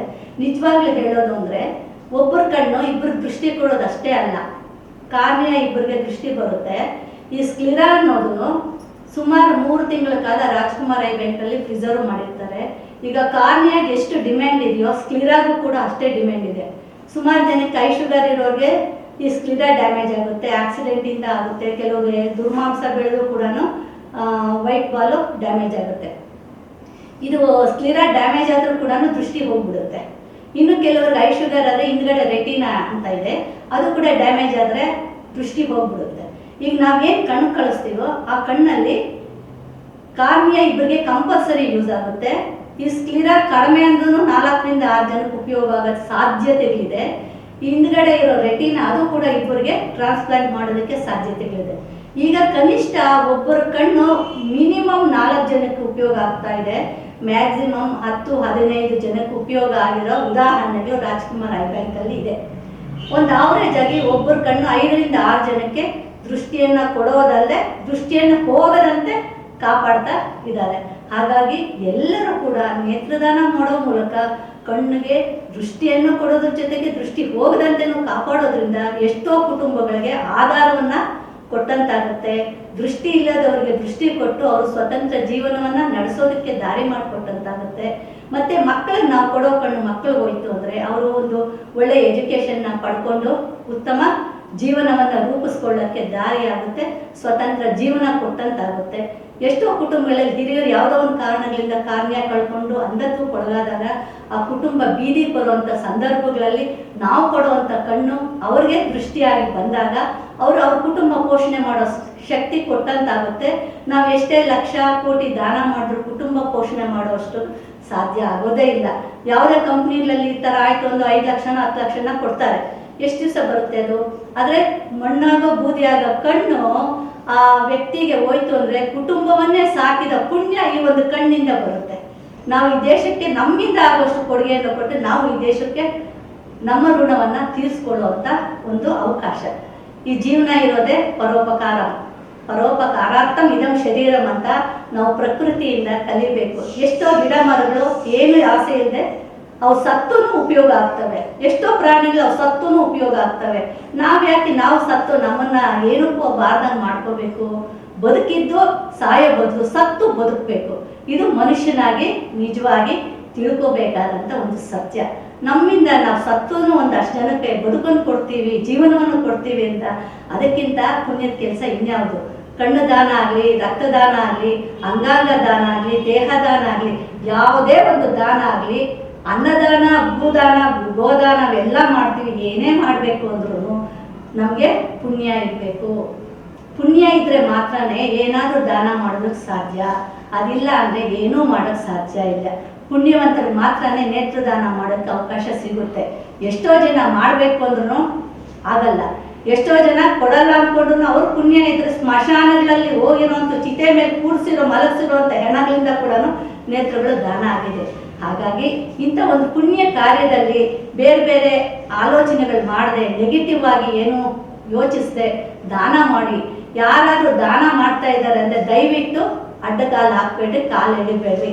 ಯಾರೇ ಎತ್ತಾದರೆ ನೀವು ದಾನ ಮಾಡಿ, ಇದರಿಂದ ಉಪಯೋಗ ಆಗುತ್ತೆ ಅಂತ ಅವ್ರ ಮನವೊಲಿಸಿ ನೇತ್ರದಾನಕ್ಕೆ ಪ್ರೇರೇಪಣೆಯನ್ನು ನೀಡಿ ಒಂದು ಪುಣ್ಯ ಕಾರ್ಯದಲ್ಲಿ ಭಾಗಿಗಳಾಗಿ. ನಾವು ಮಾಡೋ ಒಂದು ಮಾತು ಪುಣ್ಯ ಕೊಡುತ್ತೆ, ಒಂದು ಕಾಲು ಪುಣ್ಯ ಕೊಡುತ್ತೆ. ನಾವೇನು ಖರ್ಚು ಮಾಡ್ಕೊಳ್ಳೋವಂಥದ್ದು ಏನೂ ಇಲ್ಲ. ಪೈಸಾ ಖರ್ಚಿಲ್ಲದೆ ಪುಣ್ಯ ಸಂಪಾದನೆ ಮಾಡೋಕ್ಕೆ ಇಷ್ಟೆಲ್ಲ ಭಗವಂತ ಅವಕಾಶ ಕೊಟ್ಟಾಗ ಇಂಥ ಅವಕಾಶವನ್ನು ನಾವು ಸದುಪಯೋಗ ಮಾಡಿಕೊಳ್ಳೋಣ. ಕನಿಷ್ಠ ಒಂದು ನಮ್ಮಿಂದ ದೇಶಕ್ಕೆ ಜನಕ್ಕೆ ಒಂದು ಅಳಿಲು ಸೇವೆ ಅಂತ ಭಾವಿಸೋಣ ಅಂತ ಹೇಳ್ತಾ ನಾನು ಎಲ್ಲರೂ ಕೂಡ ಇಂಥ ದಾನದಲ್ಲಿ ಮುಂದಾಗಿ. ರಕ್ತದಾನ ಎಲ್ಲರೂ ಮಾಡಬೇಕು ಅಂದರೆ ಸಾಧ್ಯ ಇಲ್ಲ. ಯಾರಿಗೆ ರಕ್ತ ಇದೋ ಕೊಡೋಕೆ ಮನಸ್ಸು ಇರಲ್ಲ, ಮನಸ್ಸಿರೋರಿಗೆ ರಕ್ತ ಇರಲ್ಲ. ಆದರೆ ಪುಣ್ಯ ಇದ್ರೆ ಮಾತ್ರನೇ ರಕ್ತನೂ ಇದ್ದು ಪುಣ್ಯ ಮಾಡೋಕ್ಕೆ ಸಾಧ್ಯ. ಈ ಕಣ್ಣು ದಾನ ಮಾಡಬೇಕು ಅಂದ್ರೂ ಅಷ್ಟೇ, ಅಂಗಾಂಗ ದಾನ ಮಾಡಬೇಕು ಅಂದ್ರೂ ಅಷ್ಟೇ. ಪ್ರತಿಯೊಬ್ಬರೂ ಕೂಡ ಪುಣ್ಯ ಇದ್ದರೆ ಮಾತ್ರ, ಅವಕಾಶ ಇಲ್ಲ ಅಂದರೆ ಇಲ್ಲ. ಇದ್ದ ಅವಕಾಶವನ್ನು ಅನ್ಯಾಯ ಮಾಡ್ಕೊಳ್ದೆ, ಅದನ್ನು ವ್ಯರ್ಥ ಮಾಡ್ಕೊಳ್ದೆ ಉಪಯೋಗ ಮಾಡ್ಕೊಳ್ರಿ ಅಂತ ನಾನು ಹೇಳ್ತೀನಿ. ಮೇಡಮ್, ಇಷ್ಟು ಒಳ್ಳೆ ಕಾರ್ಯ ಮಾಡ್ತಾ ಇದ್ದೀರಾ. ನೀವು ಮಾಡಿದ್ರೋ ಒಳ್ಳೆ ಕಾರ್ಯಗಳ ಮಧ್ಯೆ ತುಂಬಾ ಜನ ಇರ್ತಾರೆ, ಅವಮಾನ ಮಾಡೋರಾಗ್ಲಿ, ಕಾಲು ತೊಳೆಯೋರಾಗ್ಲಿ, ಕುಗ್ಸೋರಾಗ್ಲಿ, ಅವ್ರಿಗೆಲ್ಲ ಒಳ್ಳೆ ಮಾತು ಹೇಳಿದ್ದೀರಾ, ಒಳ್ಳೆ ಥರದಲ್ಲಿ ಉತ್ತರ ಸಹ ಕೊಟ್ಟಿದ್ದೀರಾ. ನಮ್ಮ ಕಾರ್ಯಕ್ರಮದಲ್ಲಿ ಇವಾಗ ಕಟ್ಟ ಕಡೆಯ ಪ್ರಶ್ನೆ ಏನಂತ ಹೇಳಿದ್ರೆ, ಈ ಒಂದು ಸಮಾಜದ ಯುವ ಪೀಳಿಗೆಗೆ ನಿಮ್ಮ ಸಂದೇಶ? ನಾವು ಸ್ವಾಮಿ ವಿವೇಕಾನಂದರನ್ನ ಆದರ್ಶವಾಗಿ ತಗೋಬೇಕು. ಸ್ವಾಮಿ ವಿವೇಕಾನಂದ ಹೇಳ್ತಿರು, ನನ್ನಂತ ಒಂದು 10 ಜನ ನನ್ನ ಕೈಗೆ ಸಿಕ್ಕಿದ್ರೆ ಈ ದೇಶವನ್ನು ನಾನು ರಾಮರಾಜ್ಯವಾಗಿ ಮಾಡ್ತೀನಿ. ಎದ್ದೇಳಿ ಗುರು ಮುಟ್ಟುವ ತನಕ ನಿಲ್ಲದಿದೆ ಅಂತ. ಏನೇ ಆಗಲಿ, ಯುವಜನ ಆಗೋದು, ಮಕ್ಕಳಾಗೋದು, ಒಂದು ಒಳ್ಳೆ ಗುರಿಯನ್ನು ಇಟ್ಕೊಳ್ಳಿ. ನಿಮ್ಮ ಗುರಿ ಆ ಗುರಿಯನ್ನು ಮುಟ್ಟುವಂಥದ್ದು. ಆ ಗುರಿ ಮುಟ್ಟೋವರೆಗೂ ಅನ್ಯ ಆಲೋಚನೆಗಳು ಮಾಡಬಾರ್ದು, ಅನ್ಯದ ದಾರಿಯಲ್ಲಿ ನಡಿಬಾರ್ದು. ಗುರಿ ಮುಟ್ಟೋದು ಒಂದು ಗುರಿ ಆಗಬೇಕು, ಅದು ಒಳ್ಳೆಯ ಗುರಿ ಆಗಬೇಕು.